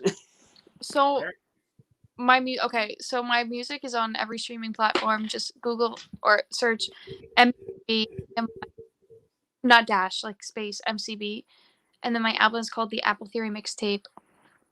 Anthony will probably have a link, but you know. I'll send it to you, Jordan. Good. Sonic. Sonic. Dude, I played the hell out of that game. Sonic Adventure and Sonic Adventure 2 and Sonic Heroes. Sonic 06 sucked. That wipe that out. They're making a new game. Apparently they announced it like 2 days ago. Yeah, I heard about that. Like everyone's like flipping out. I haven't seen the trailer yet, but yeah. Yo, me too. I gotta see it. Yo, I am hyped. If it's actually good, like that's the thing. Because the last few Sonic games have just sucked so badly. Oh my god. Well, except for Sonic Mania, that was actually pretty good. Yeah. I didn't get to play that. I'm actually gonna be. That's another thing too on my YouTube channel. I'm actually starting like either next week or the week after. I'm going to start streaming, doing gaming stuff. Twitch, bro, dude, Twitch, and I forgot there's like stream. Like I don't know what the actual app's called, but you can stream on like every platform essentially with like one application. Here's a new game. Yeah. Yo, I'll look on my phone right now. I haven't even seen. Yeah, because it just got announced. I totally agree with her on that. I literally haven't paid attention to the Sonic series in so long. No, here's the thing. Lately, what they've been doing, like with like the gaming trailers, they've just been dropping them randomly. Like, oh, here's a gaming trailer. It's just like, whoa, would you look at that? Like they just slam you in the face with it. New Sonic, yeah. It says Sega mentions new Sonic Rangers. And it's a press release. Okay. Sonic Colors is getting remastered as Sega announces. Yeah, it looks pretty cool, dude. 2022.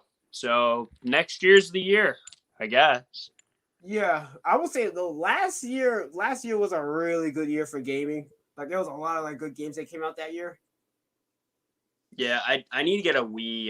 Not a Wii. I need to get a Switch. My brother has a Switch, and like honestly, to me, like PlayStation is only just starting to get games now to their new console. I've had an Xbox before. I think good. Switch is really the way to go. They got all the really good games, and they're honestly like 10 out of 10. Like the Zelda game, I know it's like 10 out of 10. Like all those Legend of Zelda games, like literally fire. Of course, Smash is always fire. I know there's like a lot more games coming to the platform too later this year. I'm not like too much of a video game nerd anymore, but like I want to definitely be one again. Yeah, I definitely want to get like I definitely want to get a Switch, and I do want to get a PS5 at some point. 100%, yo, get the Switch first, just dude.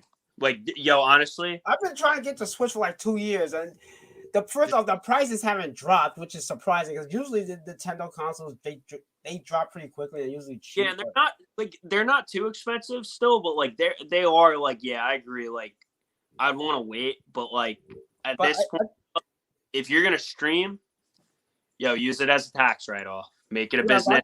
I think part of the reason why it hasn't like dropped like that is because this is probably like the first like really like good Nintendo console system. Yeah, there's so much demand. Like in my opinion, it's probably the best Nintendo console since the Super Nintendo. Yes. Yeah, it's nah. Yeah, okay. That's a big statement there. GameCube. It's good, but it's good. That's widespread. Everybody. Oh, God. Don't kill him. There's an ant. It's my ant. Dude, what you got an ant in your room? There's an ant in my room. He tried to kill him. He's alive. You're gonna just let that crawl? I mean, I don't like ants in the house.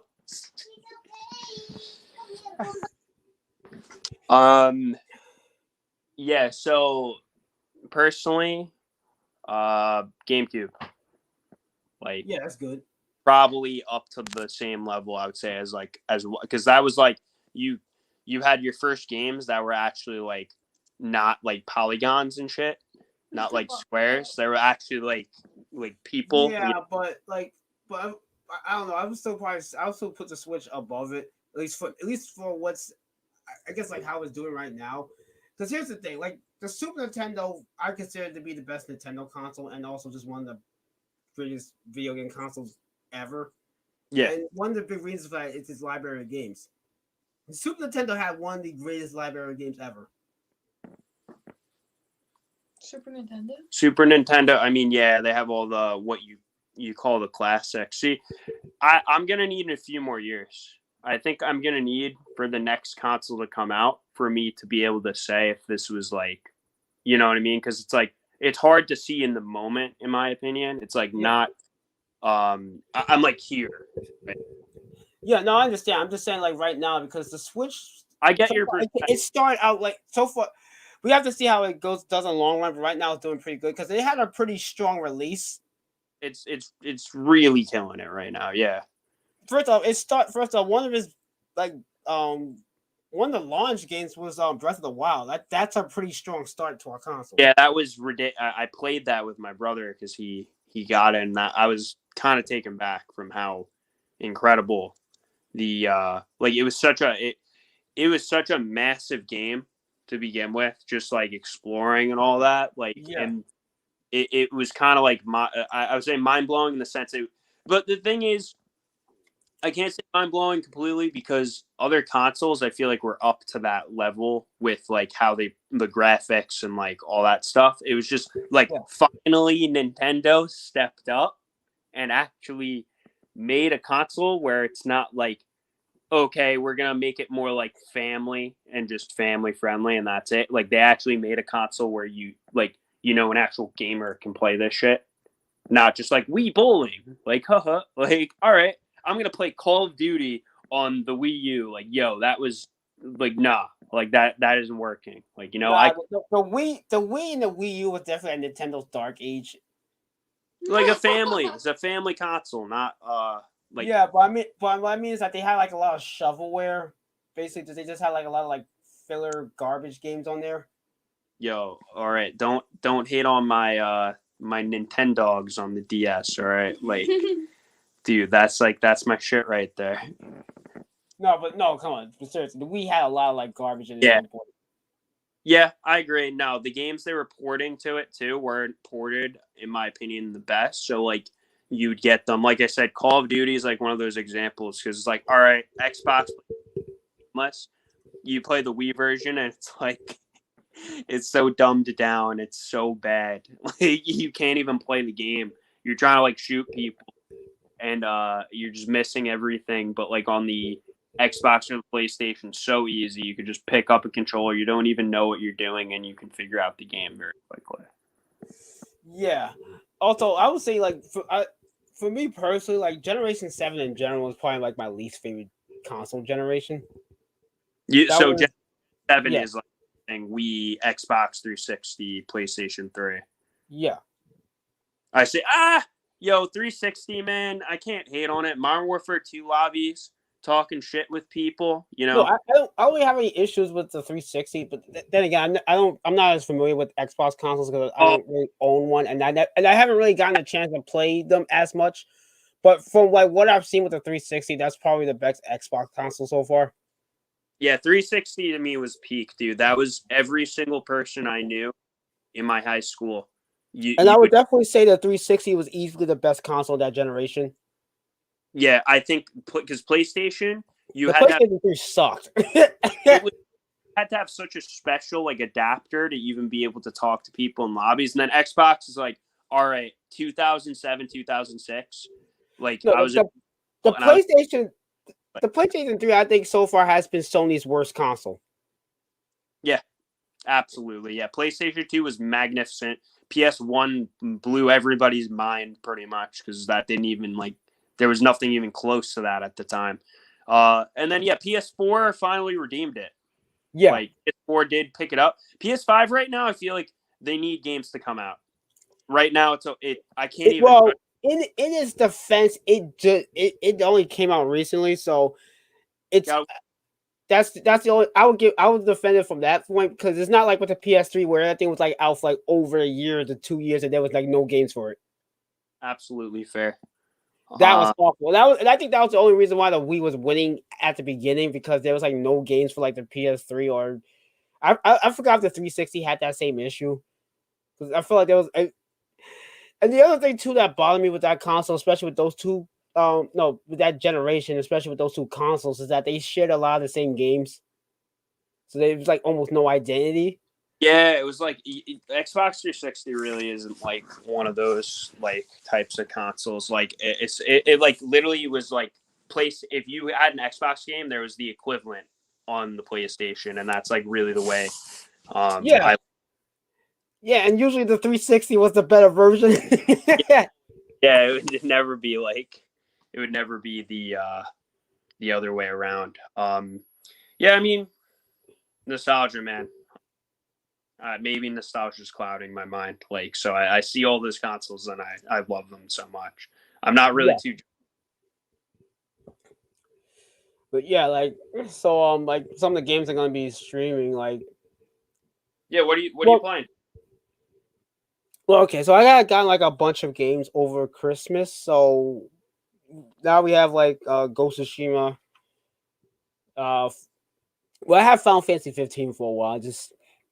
I'm not gonna say I never played it. I played Final Fantasy 15. I didn't play it that much, but when I did, I was basically just doing a bunch of hunts, so I didn't really like progress the story like at all. No, I did. I went to one town. I drove to one town. That was the most progression I made. I was having more fun playing doing the side quest stuff. Like, it was actually really fun, even though I do find the combat to be kind of clunky. But I was like, this is still like a lot of fun. So I'm gonna be streaming that. I'm gonna be streaming a bunch of doing like all modern. I'm gonna be streaming a bunch of Kingdom Hearts stuff. I have Kingdom Hearts 3. I technically have some of the other Kingdom Hearts games too, but those are for the PS3, so I think I might rebuy it for the PS4. Also because I'm missing Dream Drop Distance, so I kind of want to stream all that. I'm just wondering if I should start with Kingdom Hearts 3 and then work my way like backwards. Yo, I mean, if you're gonna use the same strategy we were talking about before, you got to get exposed. Like, you should just see whatever like the AAA titles are, like whatever the most people are playing right now, and just pick the game that you like the most. Just so people, you get that initial viewership, and then whatever. Yeah, I'm saying a lot of people are playing that right now. Oh, okay. For some reason, I would say I was gonna say it might be because of Kingdom Hearts 3, but Kingdom Hearts 3 has been out for over a year now. But I think people in general are just trying to get into the series. So, I mean, that's already something I plan on playing. I also got the Final Fantasy 7 remake recently, so I'm gonna be playing that. Yeah, that's like, dude, the old, like, that's like more like what my older brother played. He was like such a PlayStation gamer, and I was like, he was a Nintendo gamer too, but he was not an Xbox gamer at all. And like, I was solely an Xbox gamer, and like a little bit of GameCube. That's pretty much it.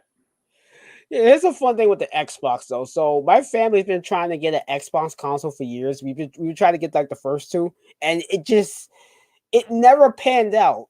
Like, my family would go online like at night, and by the time they would get there, it would be sold out already.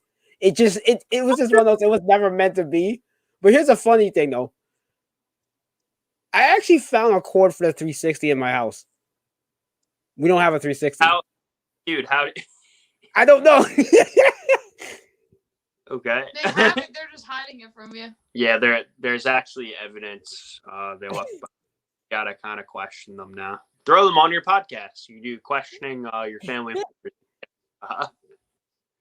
Yeah, I know, that was weird. I was like, wait, where did this come from? Oh man, wow. Yeah, I'd be pretty upset. For the Xbox. I mean, but you know how it is too. It's like sometimes, like, yo, to me, like, I've lost like countless games, like, and then like I'll wonder where like they go, and then somehow I'll have like an extra wire, and I'll have to like talk to my friends, like, and be like, yo, during the sleepover we had like 10 years ago, like, did you leave this like controller here? Well, actually, to the point, one of my friends did that for a GameCube controller. They're like, "Yo, hey Jess, I know it's been like 10 years, but like, did you leave your controller at my house?" And she was like, "Yeah." And we're like, "Oh, okay. Do you want it back?" They don't care. Oh, Yeah. here's another kind of funny story. It's sort of has to do with game, also has to do with like kind of music stuff. So, have you guys heard of the rapper Busta Rhymes? No. Okay, never mind. No. What type of rapper is it? What does he do? He was out like in the late '90s, like in Oh, the I see. 2000s. So, all right. So this story. So this was Christmas Eve, and like what I usually do on Christmas Eve, because I'm not sure if you guys like heard of the radio station of Hot 97. They play like modern like hip hop and R&B. So what they would do on Christmas Eve is that the DJ Funkmaster Flex, he would get together with two other DJs, Riddler and Chuck Chill Out. So basically what they would do is they would play like a bunch of like older hip hop from like the 80s and 90s and stuff like that. Mhm.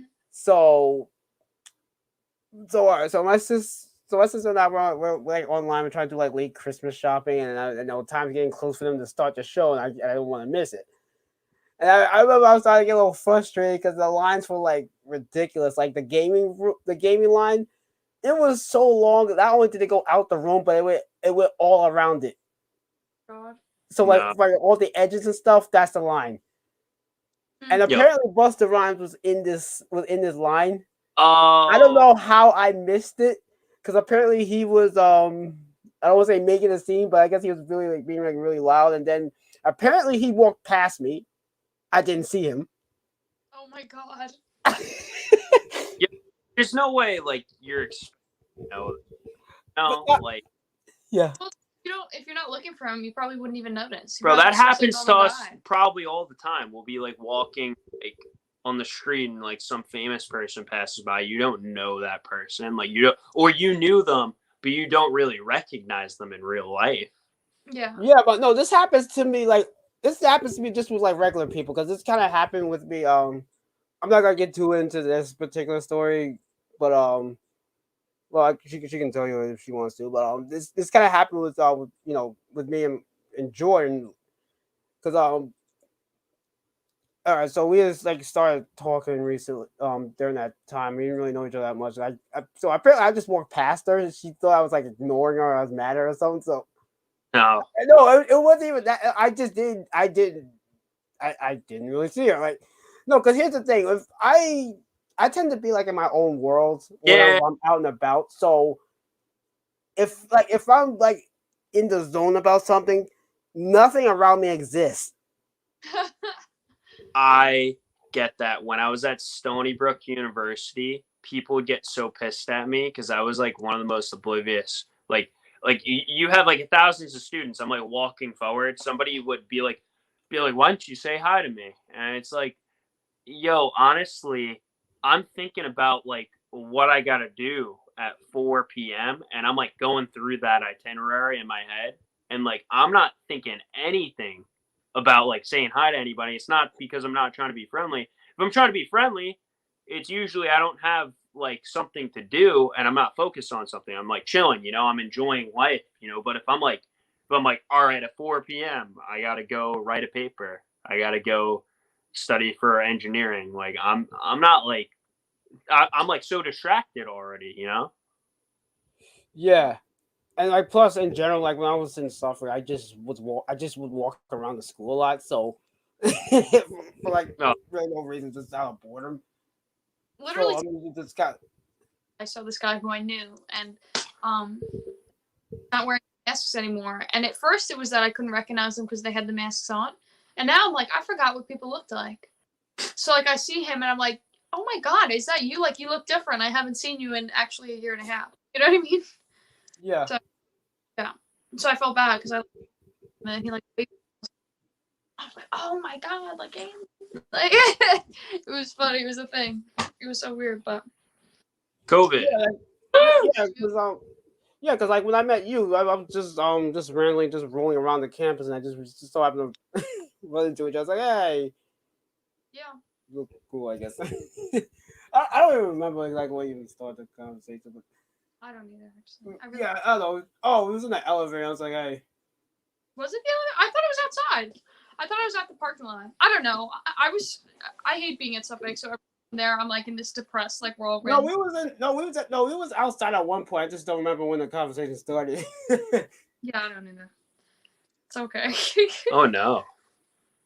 Yo, it doesn't even matter though. I mean, yeah, like again though, it's definitely a pleasure to like have me and Emmy here. I mean, Yeah. I was not expecting to be on a podcast today. I know. I said to him too. I was like, I thought this was gonna be like a radio, so I didn't get like dressed up or anything. And then I like show up in my. It's what it is. I mean, I'm wearing my Sigma Mu Delta, my fake fraternity that my track team in college made in order to win a dodgeball tournament.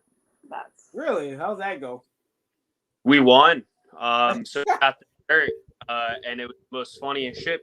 Sigma Mu Delta, if you think about it, it's suck my, and you know, like that's kind of like that's why we did that, because we were like, all right, like we're just gonna make a fake fraternity name. What's it gonna be?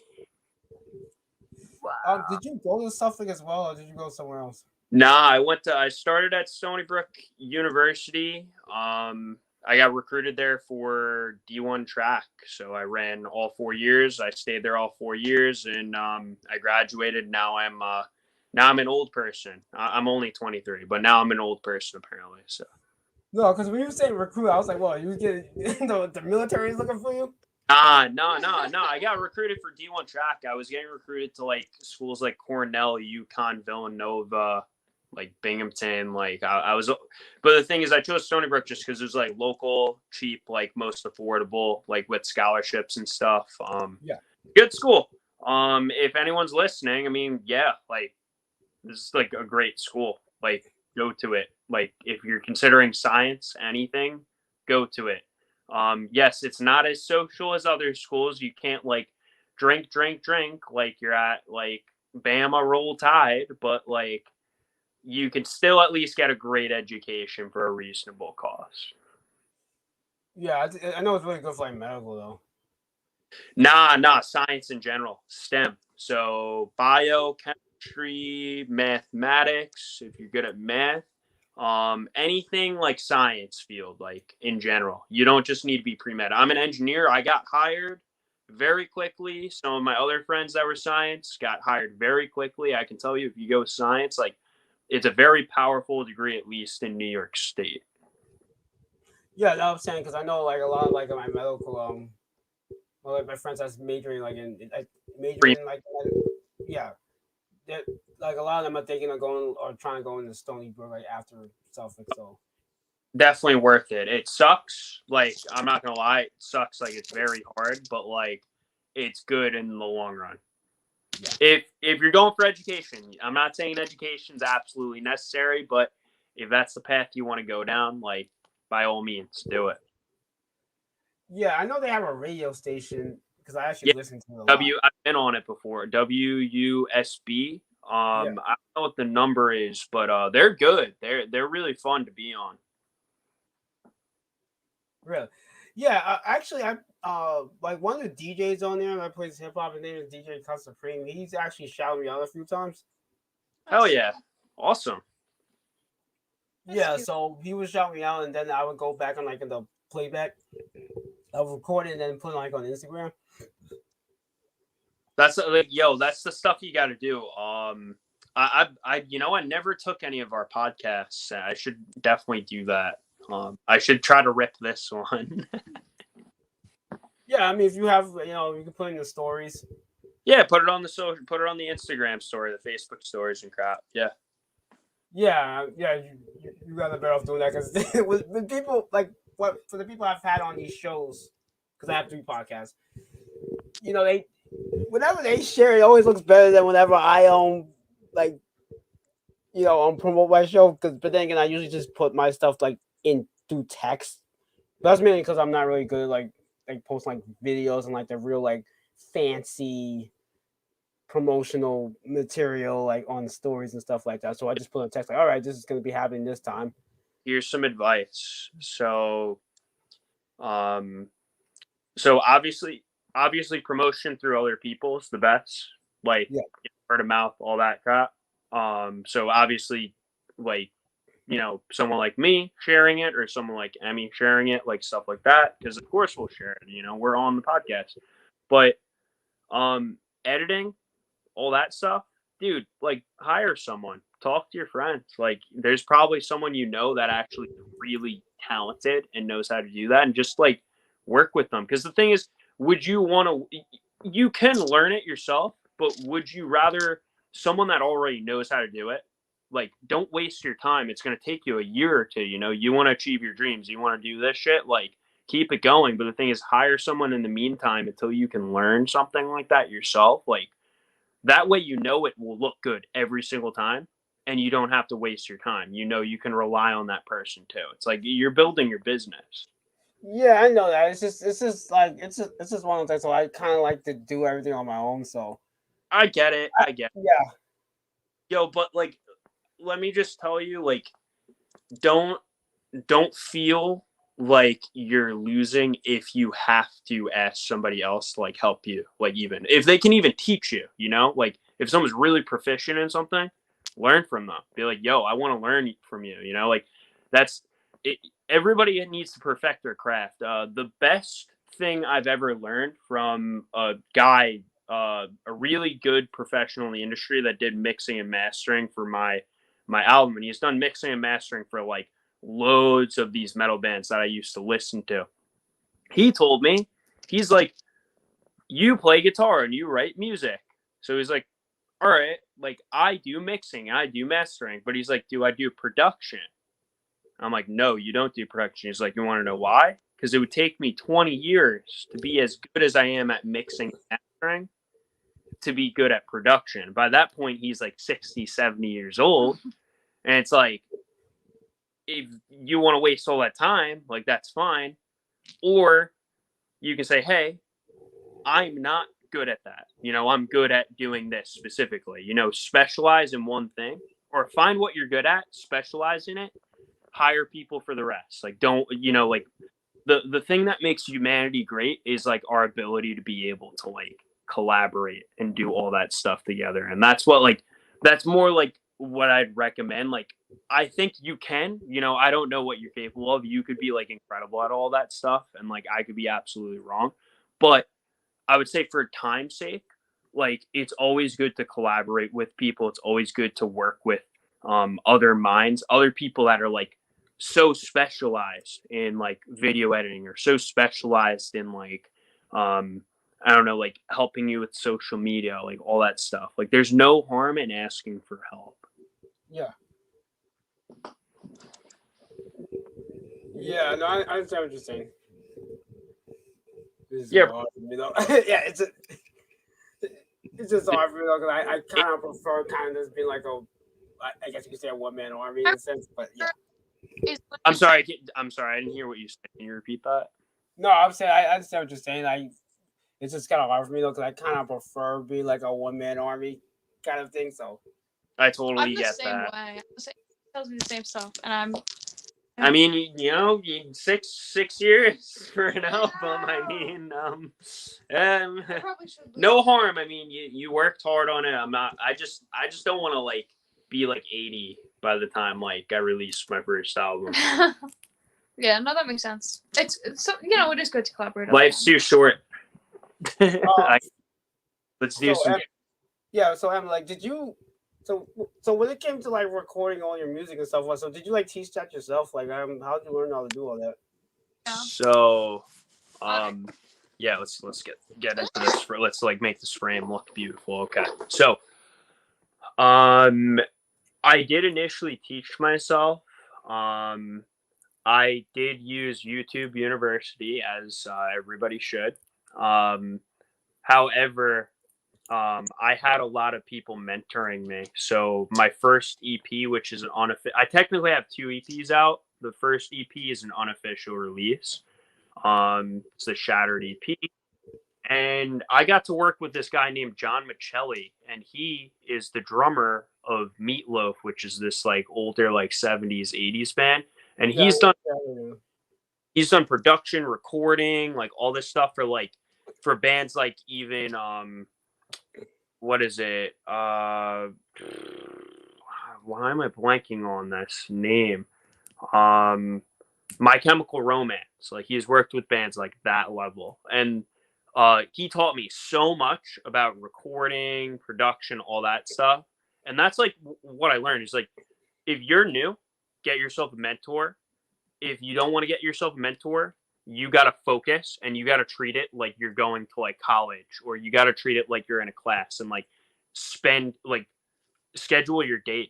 Like spend 6 to 8 hours a day. If you're not doing anything else, spend 6 to 8 hours a day and just focus on getting better at it.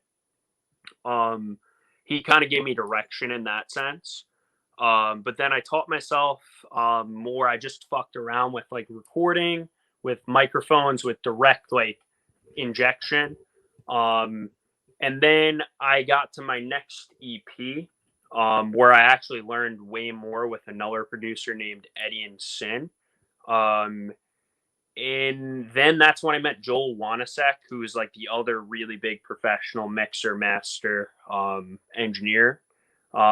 He's worked with bands like Crown the Empire, Monuments, like a load of other bands. And he is the person pretty much that told me, it's like, yo, no small time. That's his hashtag. Hashtag no small time. Yo, don't waste time. Like life is too short. Specialize in what you're good at. Focus on that. Like if you're really good at being a musician, be a musician. Don't worry as much about, you can, worry a little bit about the production, but like don't really spend your whole life trying to get the quality of the sound better. Hire somebody for that. If you're a good podcast host, right?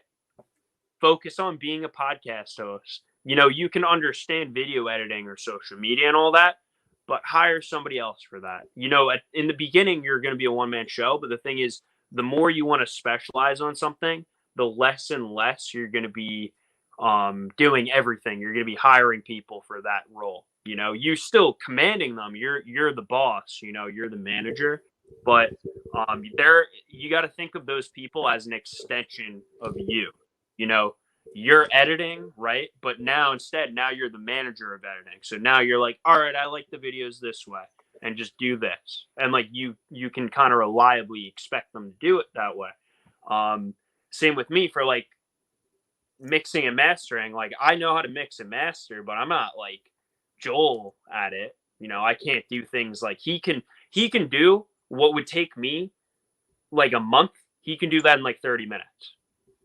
It's like, why would I even waste my time for a whole month trying to get my song to even sound not even as good as his, when he can do it in 30 minutes and it will sound better? And, I have to pay him, right? But the thing is, I'd rather collaborate with somebody. I get their own personal touch to it.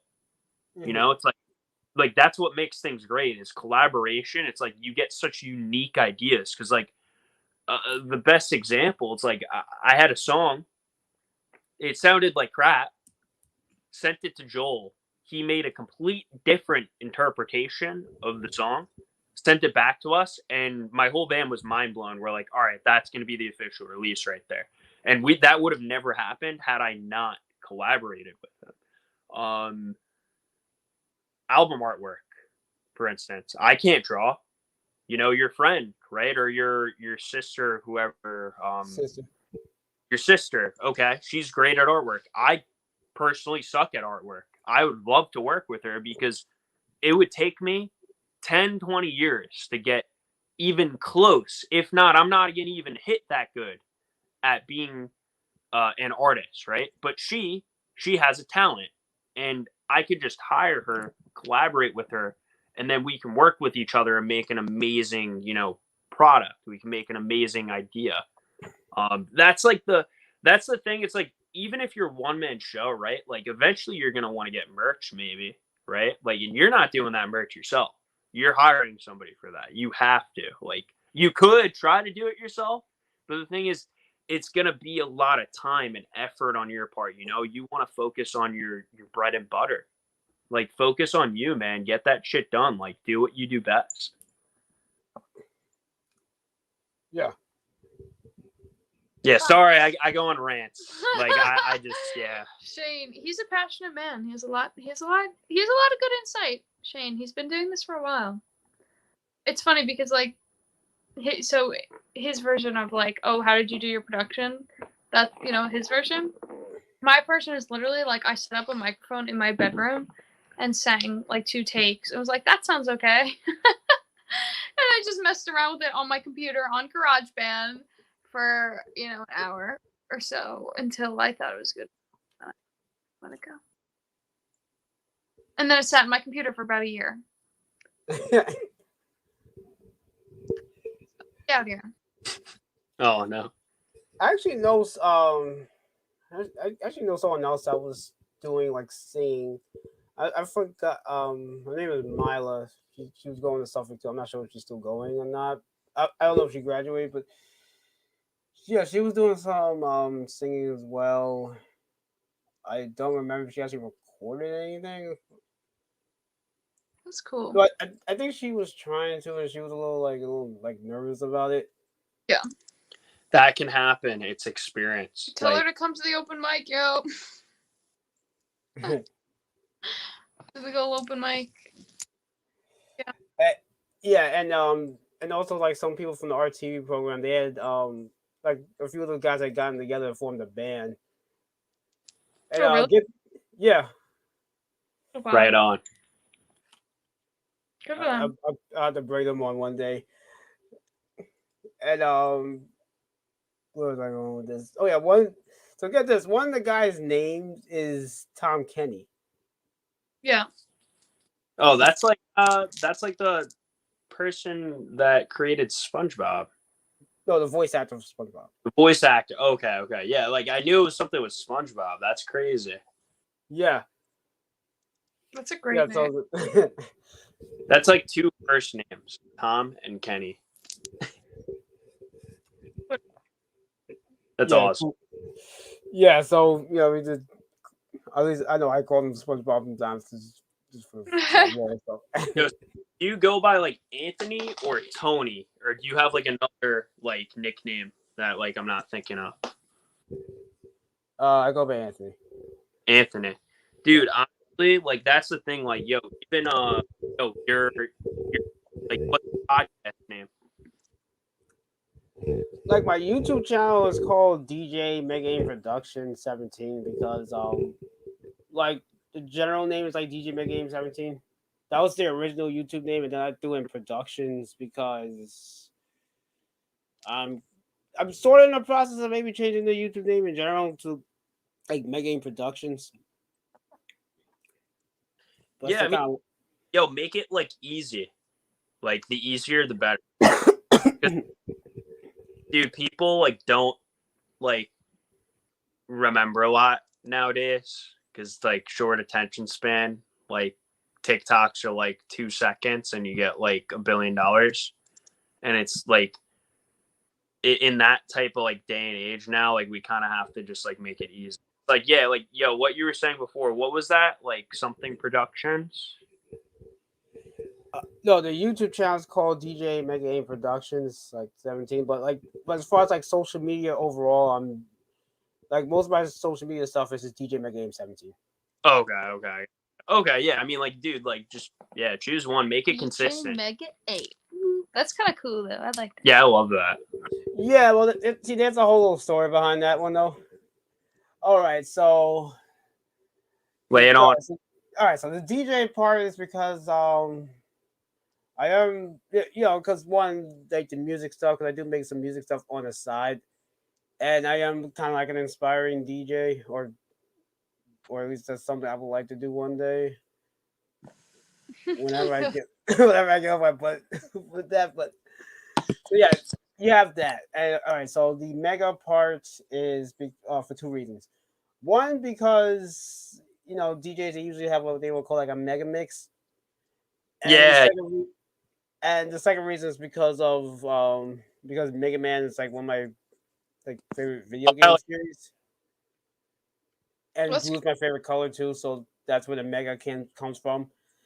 So AIM is the initials of my name. What's your middle name? Izel. Izel. That's a cool name. That's a cool name. Izel. Yeah. And then the 17 part comes from, well, I think because of, let's see, if I recall, I was 17 when I recorded my first YouTube video. Oh. Because I recorded my video like right after I graduated from high school. Yeah. But I didn't post it until like I think almost like 2 years afterwards. Yeah. No, because here's the thing. So I recorded it like back in like 2010, and then I made my YouTube channel in 2011. And by the way, tomorrow is actually my 10-year anniversary. Really? Yeah. Oh, wow, that's crazy. Damn, that's so long. Holy crap. Yeah, it's just that I only have like 150 subscribers because I don't really post that consistently because I get you missed this before, but I kind of run through computers like candy. So every time I'm like getting into the groove of things, computers shut down, and then I'm gone with a computer for like a year or two. So I'm just not able to post anything. So there's a lot of like gaps. Like, all right, here's a bunch of videos gone. All right, back. Got a new computer gone. So it was like a lot of that. Damn. Yeah, I mean, so technology's better. Yeah. So all right. So basically, I was 17 when I recorded my first video, and then I made my YouTube channel in 2011. But I wasn't able to get into it because I forgot what my username was. It was DJ Mega Game 17, but then a friend had actually pointed out to me that my username was spelled incorrectly. So instead of like MEGAAIM, it was MEAGAIM. Oh no. I was like, and after I found that out, I just kind of left it like that for a while because one of the YouTubers I watch he goes by King of Lightning. He's an anime YouTuber, but his channel was actually spelled incorrectly as well. So it's like King of Lighting. I don't know if he ever fixed it. Dude, it doesn't matter because he's at 100 plus subscribers now, but like some people just don't care. It's like True. whatever. True. Yeah, it's just like whatever. So Dude, so it took me almost a year after making my YouTube channel for me to finally post my first video. And the video I think I posted as my first video wasn't even the actual first video. I think that wound up being my second video. I think the first video I wound up posting on my YouTube channel, I think it was called like a video about nothing. And it's just me just recording for like 13 seconds of my room. And then everyone had that phase on YouTube, just like shit posting, like just trying to get some content out there. Yeah. And you know what's funny too? I actually wound up liking it so much. I think I did like 2 more of them. Yeah. Or 4 more. No, so then I said, you know what? I kind of like this, so I decided to do like every time I do like a video about nothing, it increases by 13 seconds. Dude, there's the YouTuber Rich Chiga, who like literally made a YouTube channel where he's like how to microwave bread, and it's like the most uncomfortable like 30 seconds, and it was like got like 1 million views. It was like, dude, once you see something like that, like you realize anyone could really do it as long as you're like hilarious or like you're entertaining. Just like do it. Yeah. Yeah, that's funny too, because I think some of the videos I didn't put as much effort in. I actually wound up getting more views on, or videos I thought wasn't even that good.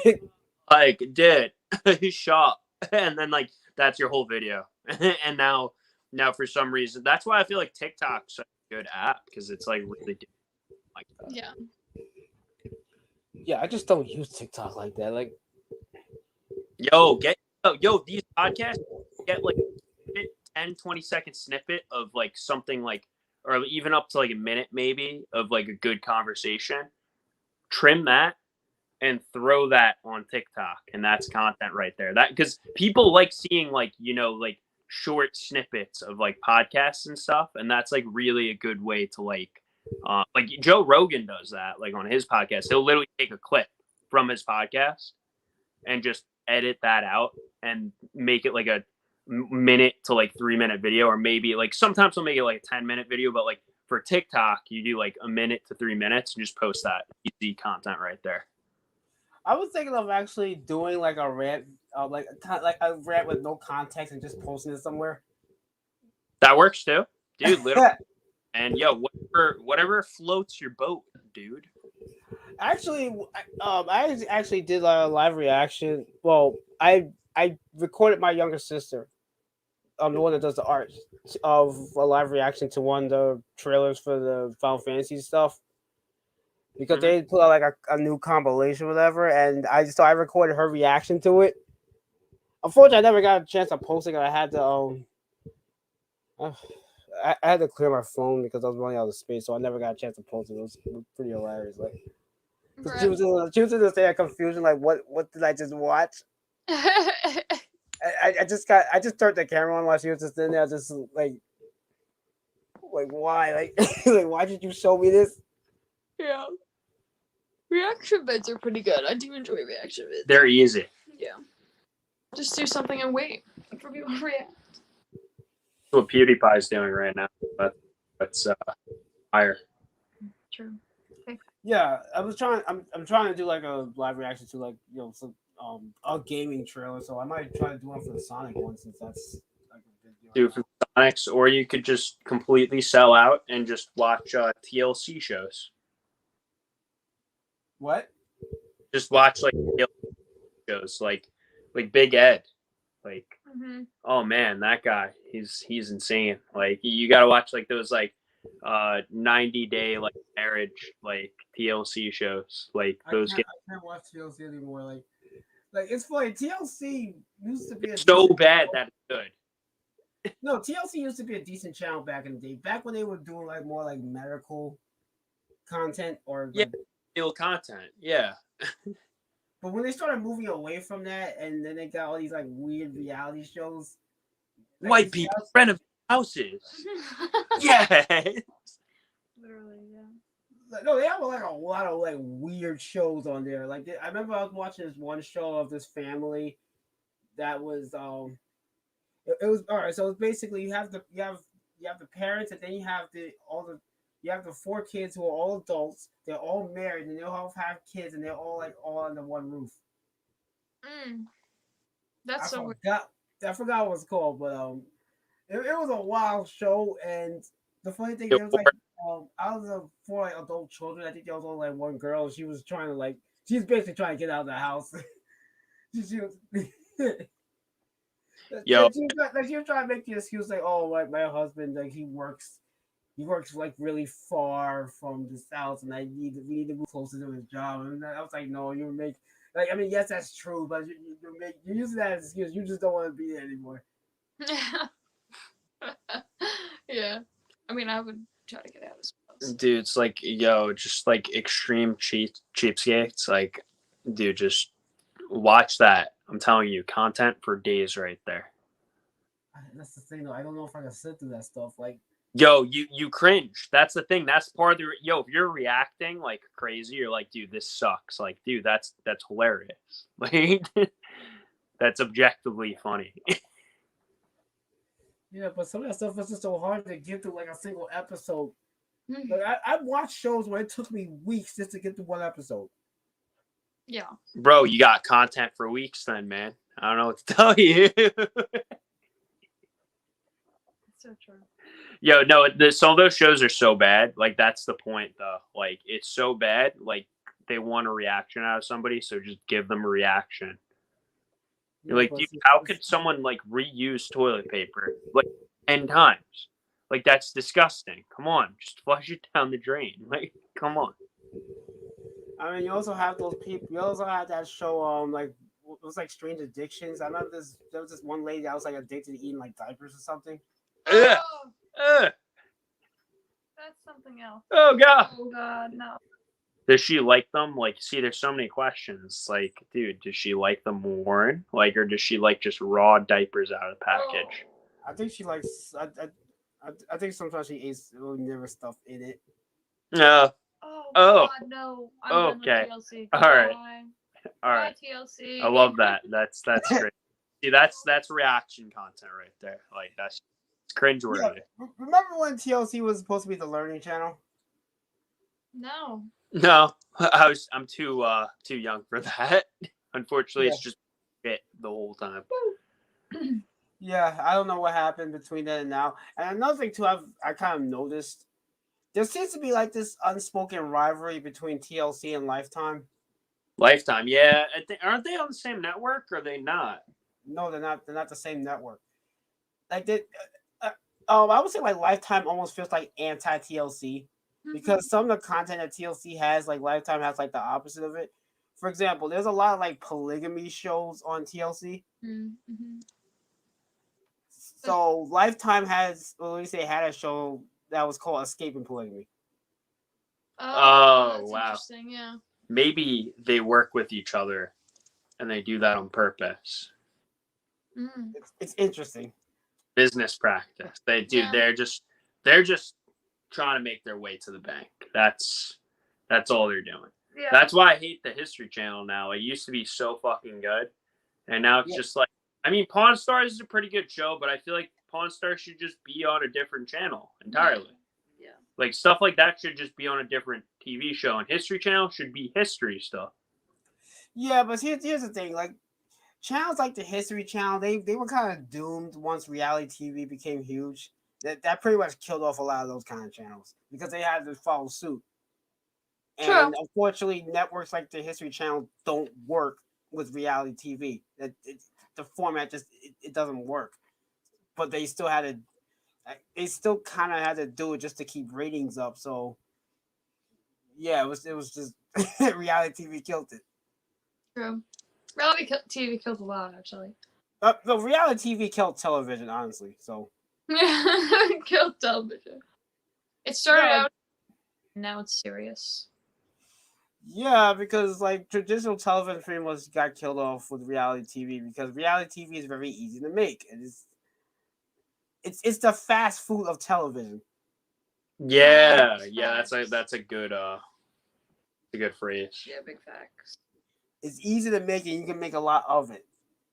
It's easy money, it's cheap, like yeah, that's true. So that's the unfortunate thing about all that stuff. I mean, look at MTV. Remember that? You guys probably don't even remember. No, I do. I Yes. wasn't shit.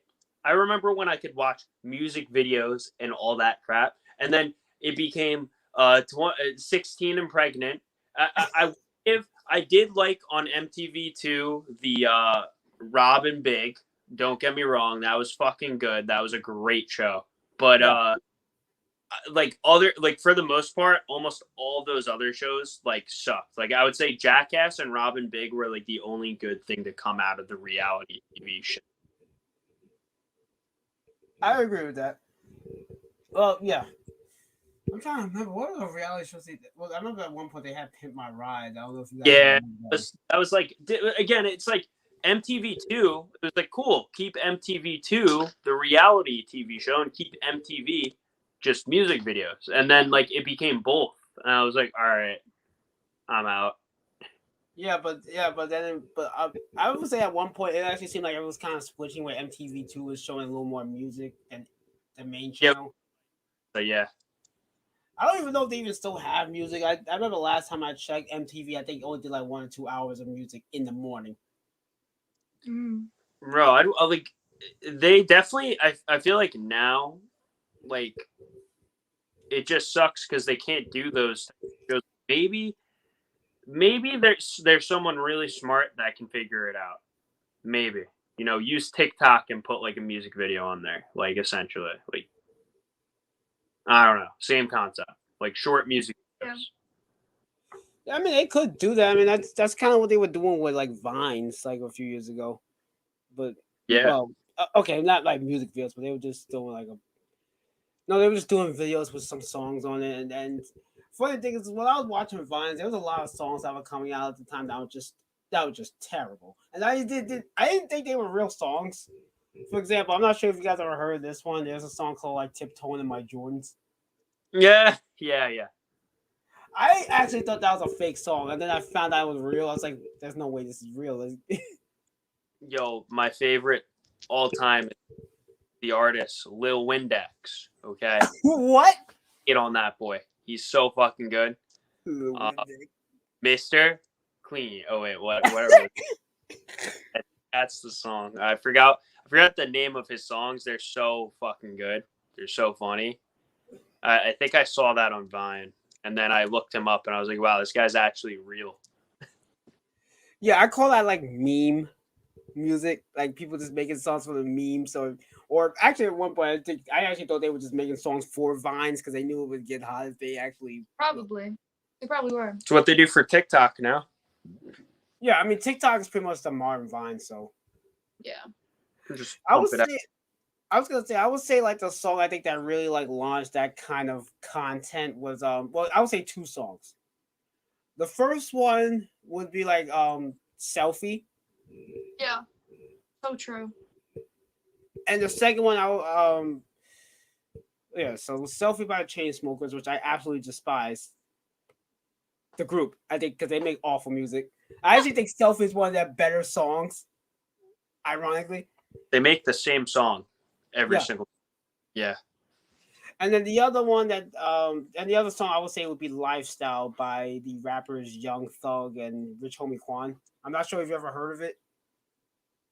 I don't know, maybe you probably might know if you actually hear it, but yeah, this is when the mumble rap thing really got like big because that particular song just kind of shot that into stardom. Oh, I know exactly what song that is. Yeah, dude, that's all mumble raps. Like yeah, dude. Yeah, because the song, because no one knew what this everybody. Okay, so no one knew what he was saying, so everyone just kept making these meme videos about them making up their own lyrics. Yeah. And after that, that thing just shot up to stardom. And then I remember by the time we got to 2017, it was just so like. I was watching a video on YouTube called like the 100 like worst like rap songs in 2017.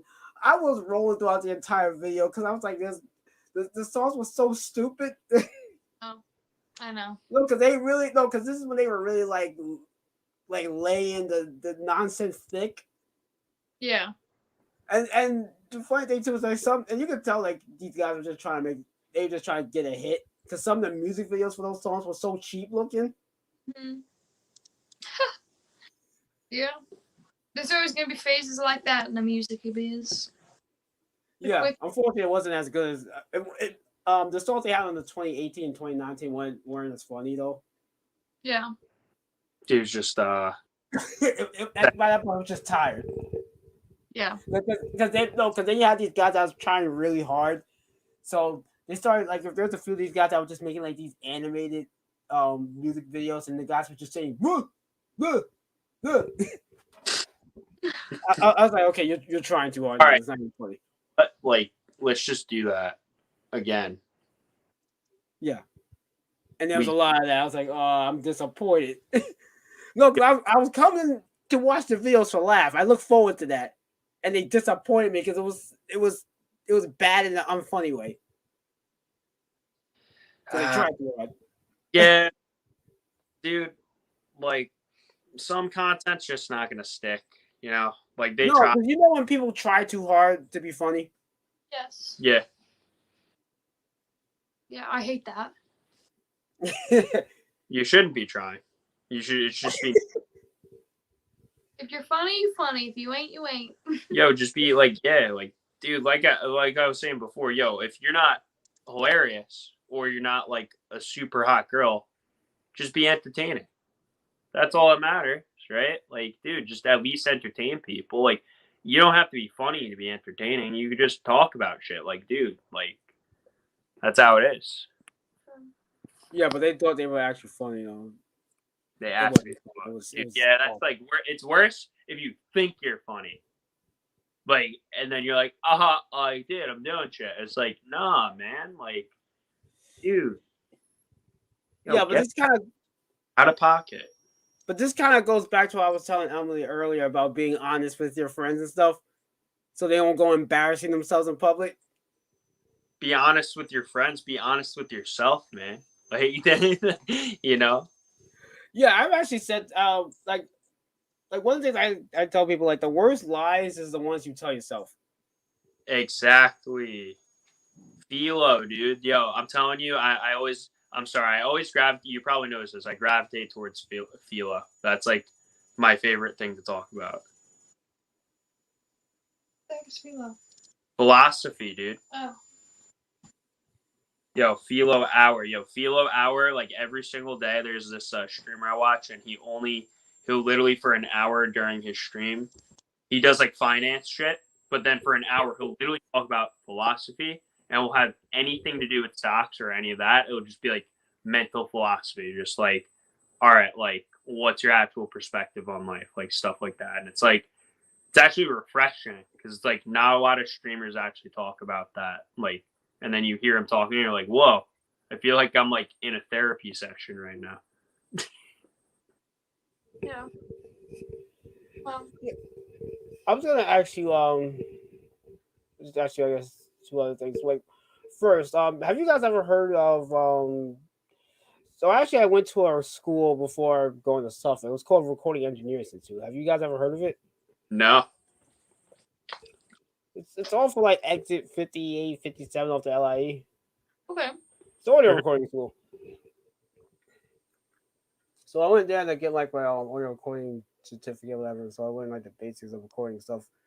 Yeah. So yeah, that was an interesting experience. Because I remember one time we was recording a band. I don't know what happened between them starting recording but it I don't know. They started smoking a lot because they were like I forgot what kind of like they were some kind of metal band. I forgot what kind of band they said they were, but it was like I guess one like where they like smoke a lot of weed or whatever. But for some I don't know what happened, but it smelled like vomit in the studio. Yeah. I was like, did somebody like? Oh no. No, screw that.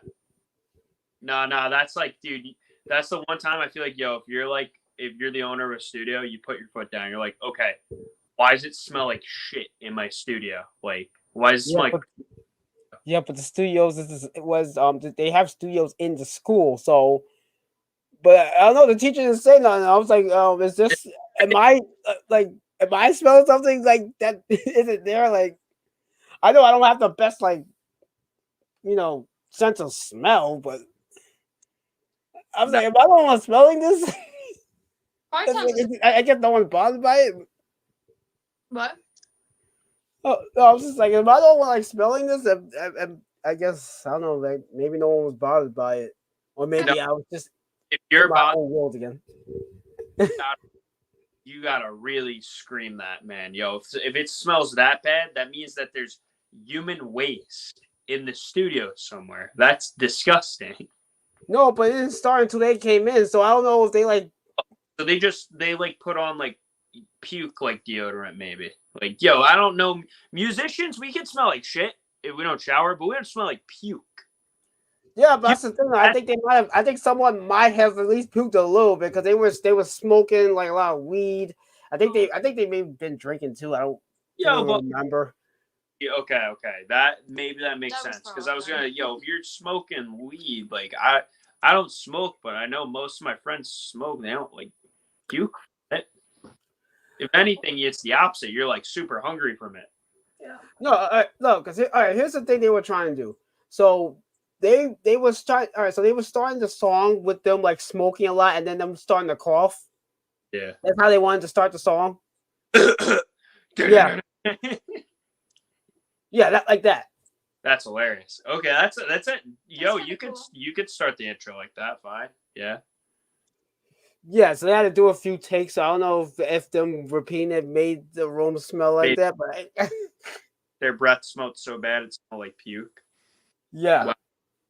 That's also kind of God, horrible. I'm sorry you've had to go through that. I mean, at least you've gone through the worst in that case. I mean, I thought it was funny, but yeah. Oh, dude, I would think the smell of puke's fun. Dude, if I walked into a studio as a client, as someone being, I'm like, all right, I'm paying money. I walk into a studio, it smells like that. No, I'm out. Bye. See you later. True. I'll tell you a little funny story. So like, I think it was like during the last day of class for that school. At the time, I think I was living in Medford because I was kind of moving around a little bit. So, but I lived right next to the bus because I was like off of like exit. I think it was like 112 I was on. So I had to take like 2 buses to the school, even though by car it was like maybe like 5-10 minutes because buses go all the way around. So during the last like 2 weeks of school, the buses just kept breaking down. Oh no. Yeah, it just kept breaking down for no reason. And then the last day, it was so bad. So I have to leave. All right, so my classes started like at 6. Oh wow. So I would leave the house at like 4:30 so I can get there by like 5:30 or whatever. Because here's the thing. For the first bus, I had to get there by like 4:20, 4:30, whatever, so I can catch the second bus, which comes around like the second bus came around like 5:30. And the problem is, it came like between like 5 o'clock and 5:30. Like 2 buses. If you miss the second bus, that like 5:30 bus, you would have to wait a whole hour. Until like 6:30 for the second bus to come around. Rough. So that means you're already late. And unfortunately, because the first bus broke down, and I don't think it came until like 5:30. By the time I got to the second, I had to get to transfer to the second bus. I already had to wait that hour. So I'm just standing there waiting a long time. I ended up calling the school and letting them know I'm going to be really late because nonsense. So I don't think I got to school until like 7:30. And mind you, the class is from like 6 to 9, so I almost missed like half the class. It was like 7:30, 8 o'clock by the time I got there. Yo, but was it or something? Like, was it just like that? What? Was it like raining? Like, was it at least like? No, the buses were just garbage. They just kept breaking down for no reason. It was good weather. So Suffolk, so it's like a perfect day. Suffolk buses are just trash. Yeah. All right. So you got to go to your local representative and just fight them. Be like, dude, make buses better. You guys suck. Facts. Yeah, it was garbage. Like for like the last 2 weeks, it just kept breaking down for like no reason, and it got worse with each day it happened. Yo, I'm gonna share this video with whoever the local politician is and just be like, make our buses better, please. God damn it. Literally. Granted, that was like a couple of years ago, so hopefully it's better by now. That was like between like 2012 and 2014. Oh, so you got like a decent amount of time now. If it's still like that now, then yeah, that's a problem. Yeah, we should do an experiment. Beam from the bus station at 6. Have proof, yeah. Or like 5 o'clock.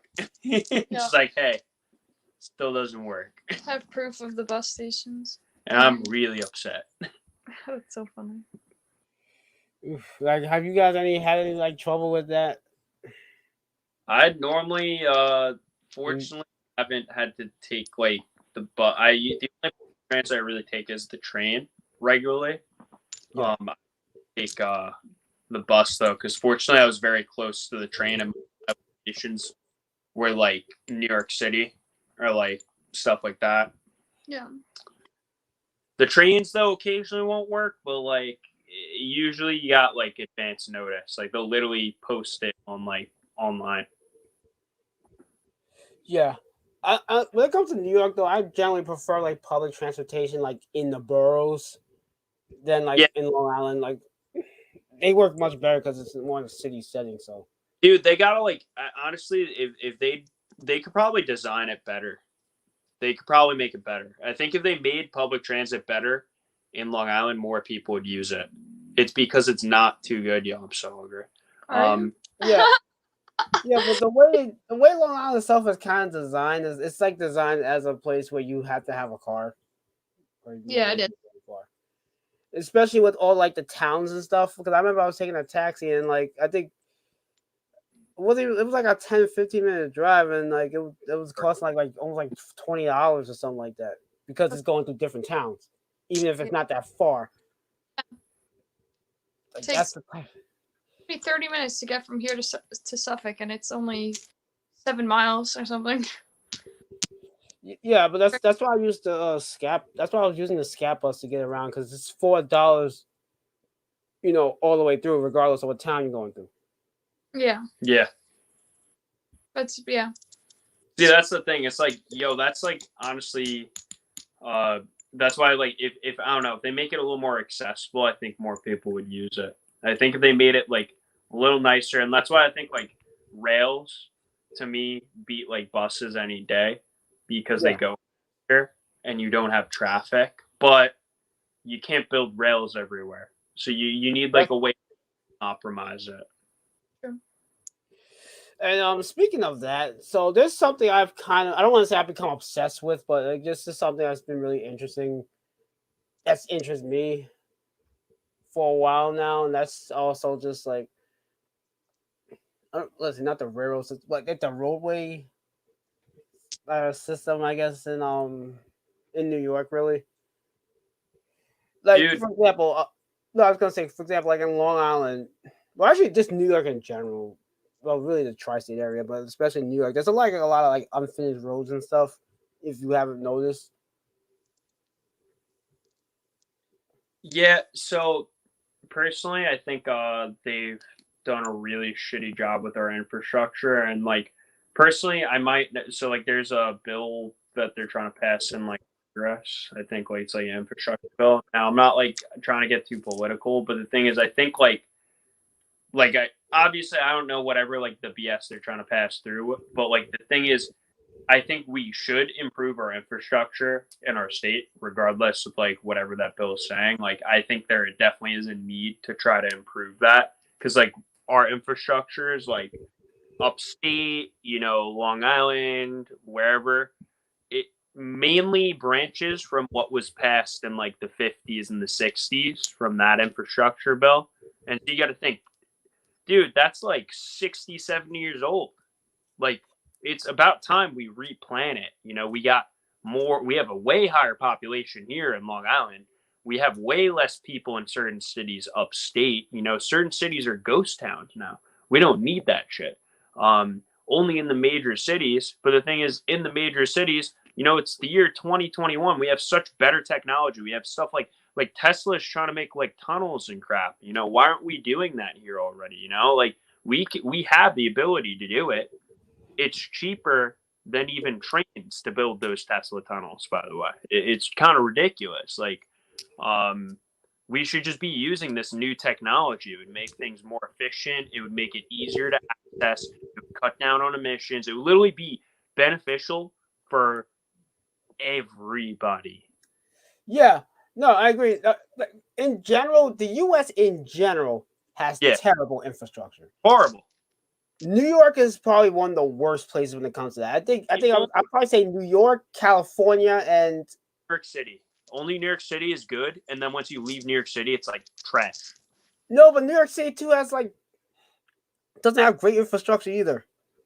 I think it can be improved. It's better than Long Island. Don't get me wrong. It's better than Long Island. Okay, all right. I agree with you on that. But not by much. Like, all right, like I was saying with the roads and stuff, like there's a lot of like unfinished, like like highways and stuff like that. Yeah. But that's also because there's a lot of stuff that got canceled. Like you was talking about before, like how we had like a lot of stuff, like a lot of stuff hadn't been updated since like the 1960s, and that's kind of like across the board. For example, I think recently, like either last year or earlier this year, they finally made like a new interstate. Like I think we're like in Nevada or whatever, Interstate 11. Did you know before that they hadn't made a new interstate since like the 80s or something? Or the 70s? Like it's been a long time. Like it was like a 30-year gap. So many people are moving there, dude. But with New York in particular, like it's so like, and the problem with, and one of the things that annoys people with like the stuff in Long Island is the fact that I don't know what your thoughts on this is, but I personally believe we need a Long Island Sound crossing. Yes. Yeah. Yes. Where are you talking about? Like from what town to what town? Personally, I think there should be 3. one from Westchester. All right, look. Yeah, F in Bridgeport. Yes. So we One have that. from Westchester to upstate New York, one from Suffolk to Connecticut, and then one from the end of Suffolk to Rhode Island. Yeah. Yeah. There should have been bridges built. You know what they were trying to do was the problem is so the first bridge, and Cuomo actually recently brought this up again in 2018. And they got canceled again. Yeah, it got canceled because people in Oyster Bay are like, oh my God, our property values. And it's like, dude, honestly. But that's not where it should be. I don't think it should be in Oyster Bay. It should be in like Wading River. Well, they're saying that crossway that was for Nassau to Westchester, or Nassau to like Connecticut or something, which is like that's like a major crossing. Like so many people need to get to that point. Yeah. It's all like right. There's 2 or 3 roads that can be built. Actually, that's cool. I counted. There's quite a few roads they can build, but all right. So here's the thing. So when it comes to Oyster Bay in particular, see what they were originally going to do is that they're going to use the Seaford Oyster Bay Expressway, and they were going to build like a bridge to Interstate 287. So that's what that was about. So it's going to so that would make the Seaford Oyster Bay Expressway part of that interstate, just like what one in Suffolk. So William Floyd Highway, they were going to build a bridge across the sea from there, and it's going to connect to Interstate 91. Mm-hmm. And then you have the LIE, which there was actually like 4 different projects they were going to do with that, because but I think the last one is that they were going to try to do one to go to Rhode Island, because there's actually like a little highway over there. I think that from Rhode Island Route 78, and that would lead into Interstate 95. Dude, you make a massive bridge and you make it big enough so it not only is a highway, but also it can have a train. So the Amtrak can run directly into Long Island from like. They were going to do that. That was actually part of the LIE design. It was going to have a train like in the center or something, but that got canceled too.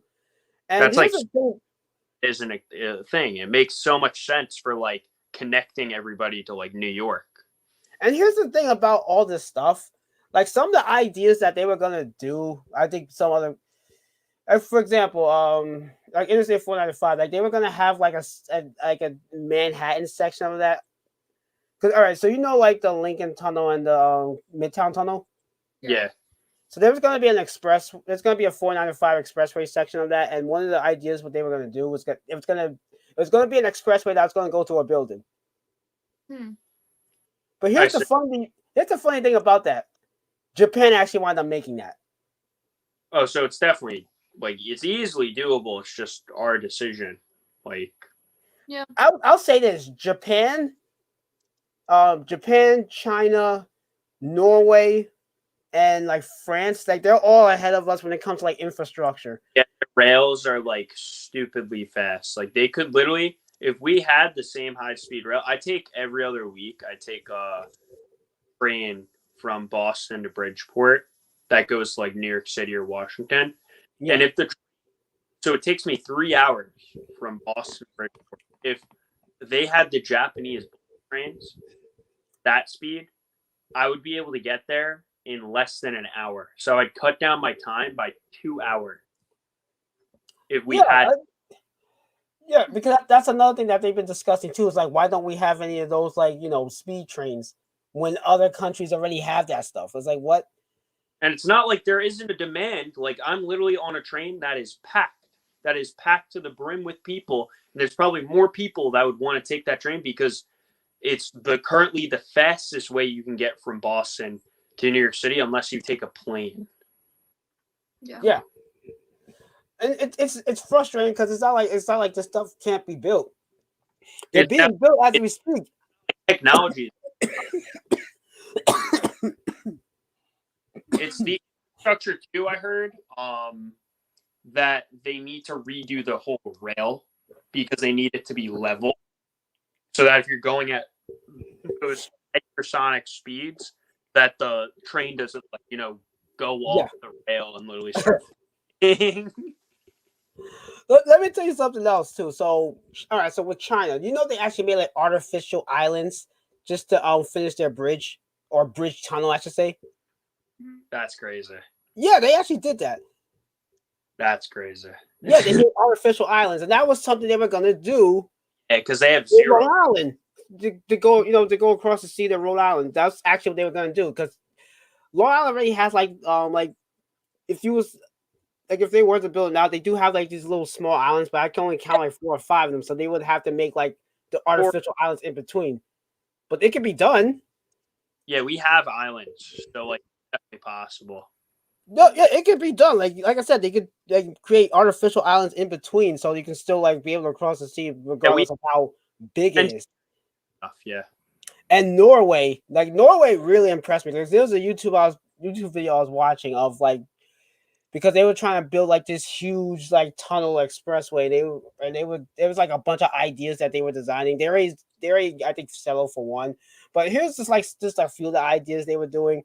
Like for example, one of them was they were gonna have like a it's an interesting tunnel. Like it was gonna be a tunnel that was being like held like above water, but the tunnel's like underneath it, so it's not all the way like on the bottom.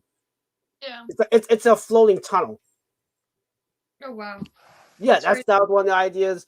Another one was like they had like it's another tunnel that was like right below the water, but they had like these little like smaller pillars that would go like to the ground.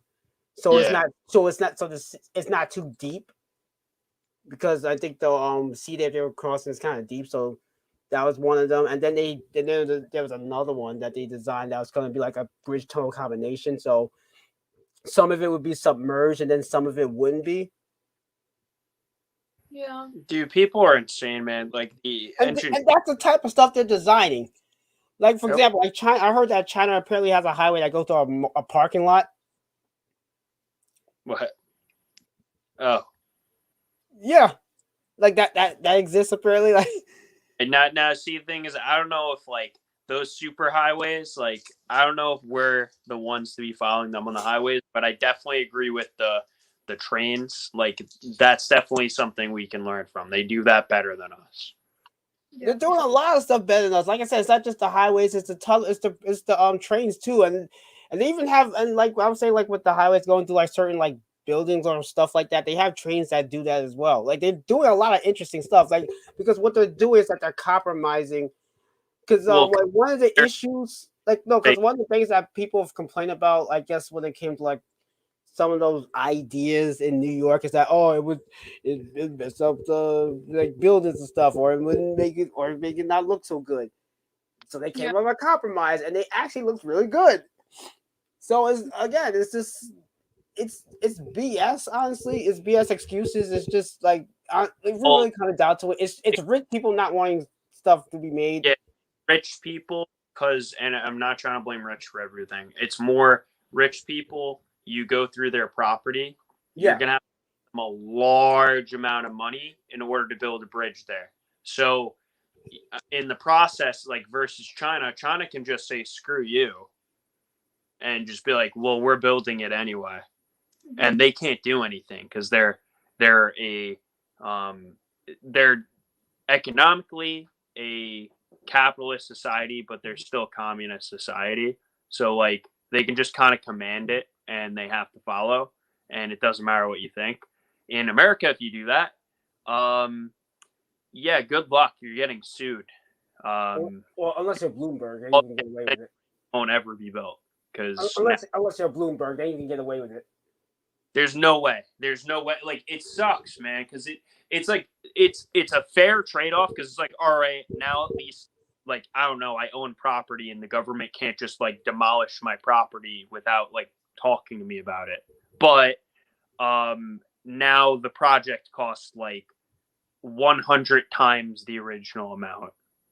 Yeah, but that's just it though. Like the property doesn't have to be destroyed. Yeah, there's probably a middle ground, like a better way. It's a middle ground. It's that they don't want to do that. Like I said, like for example, for example, like I know some countries what they started doing, like for example, because some people complain about the highways destroyed like towns and cities and stuff like that or whatever. And so what they started doing instead of just tearing down the highways, they put them like kind of underground ish. not like fully underground, but just enough where they can like put like like maybe like little parks and stuff like kind of under like above it, so it still exists and people can still drive through there without it being like intrusive. So again, it can be done. It's just they won't do it, I know. and I that's annoying. I know. We will. They will one day. Dude, life. I'm telling you, we'll be either a utopian society or a dystopian society where we think we're utopian, but it's actually just shit. So, no, all the other countries in the world are gonna be utopian. We're gonna be the ones that's in the dystopian. Like, man, I don't believe that. I personally think there's in the long term we're way more consistent. That's the whole thing. It's sustainable. What other countries are doing, some of them are amazing. Don't get me wrong, but I think a majority of them, they're taking the fast lane, right? They're like, all right, I'm gonna go. I'm staying in my lane, but I'm gonna drive like 100 miles an hour, and then one day they crash. And then we pass. See, that's the thing. I don't know if I fully agree with that because you've got countries like Turkey and China that weren't really on anyone's radar, and now look at them. Yeah, but like then look at them and they're like trying to like kill everybody in Hong Kong, and then they're trying to kill all of their prisoners, and then they're trying, and then they're like, oh yeah, we haven't committed any crimes, like to the whole world, and it's like, okay, that just starts a war. It pretty much like they're gonna end the world, like that's what's gonna happen. Probably. Hopefully, I can talk. I know, right? But he has to pee. He just said he was really like, I gotta pee. Yeah, I was gonna say, how long do you usually do these podcasts? This is actually the longest episode I've done so far. Oh my gosh. Yeah, I would just say, man, like I'm like, I'm getting like, because I don't want to like leave, but like I would say like I would cap it at like 2 hours, just because like like dude, I gotta pee. He's gotta pee. He's gonna pee. Yeah, I think we're gonna probably start wrapping this up. So okay, definitely. When your friend too wants to like talk about her album and stuff, like hit us up. We'll come back on. Yeah, I'm definitely gonna link you guys up. Yeah, for sure. Yeah, because I do want you to meet her. I think you guys would like each other. Oh yeah, for sure. Like I said, we go hang out together, whatever. So yeah. Cheers to that. Yeah. Well, thanks for having us. Yeah. Yeah. Like this is actually the longest episode I've done. I really enjoyed like every minute of it though. Good. No, me too. It was fun. It was really fun. Yeah, I'm glad I could be on it. Yeah, for sure. Yeah, we had a surprise guest. We had a guest who brought another guest on. Yeah, I know. Who brought another guest? Yeah. So many guests. But yeah, okay. All right. So I'm just gonna ask this like last thing. I already asked you this before, Emily. So I'm gonna ask him like. So we was kind of talking about like award shows and kind of like how poorly they're doing. So like, what are your thoughts on that? Who? Shane? Yeah. Award shows.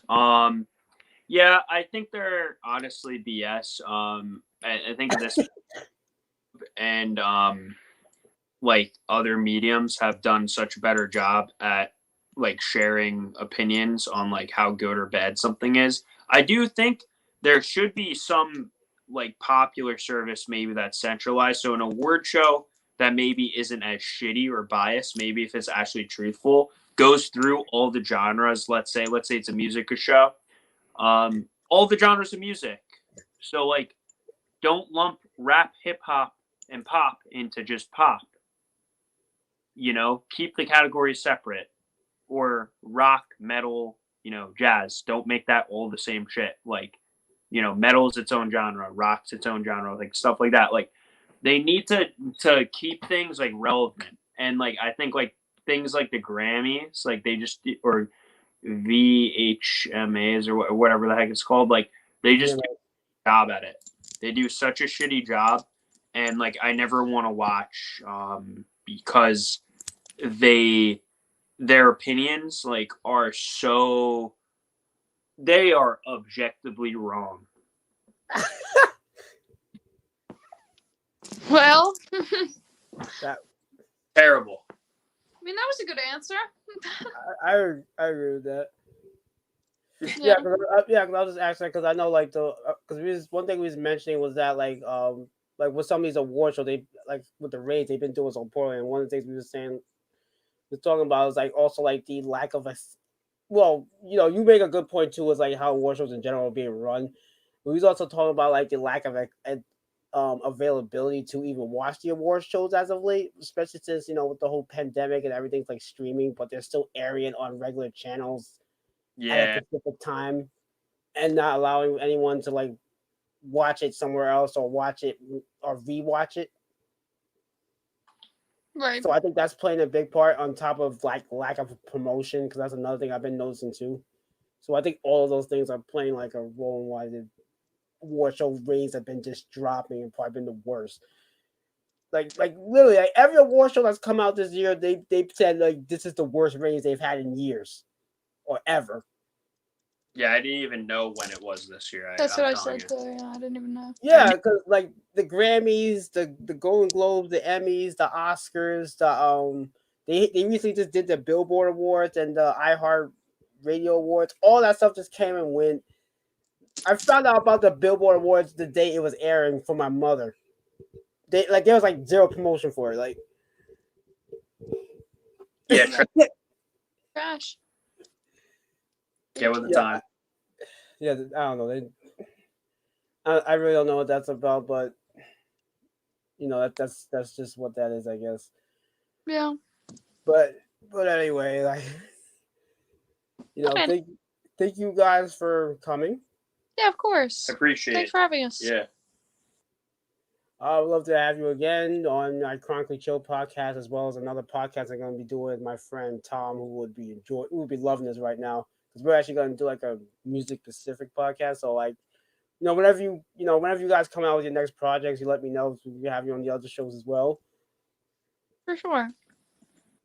And we got plan to hang out day. So Yeah. but everybody go listen to their music. Mhm. Link it in the description. Yep.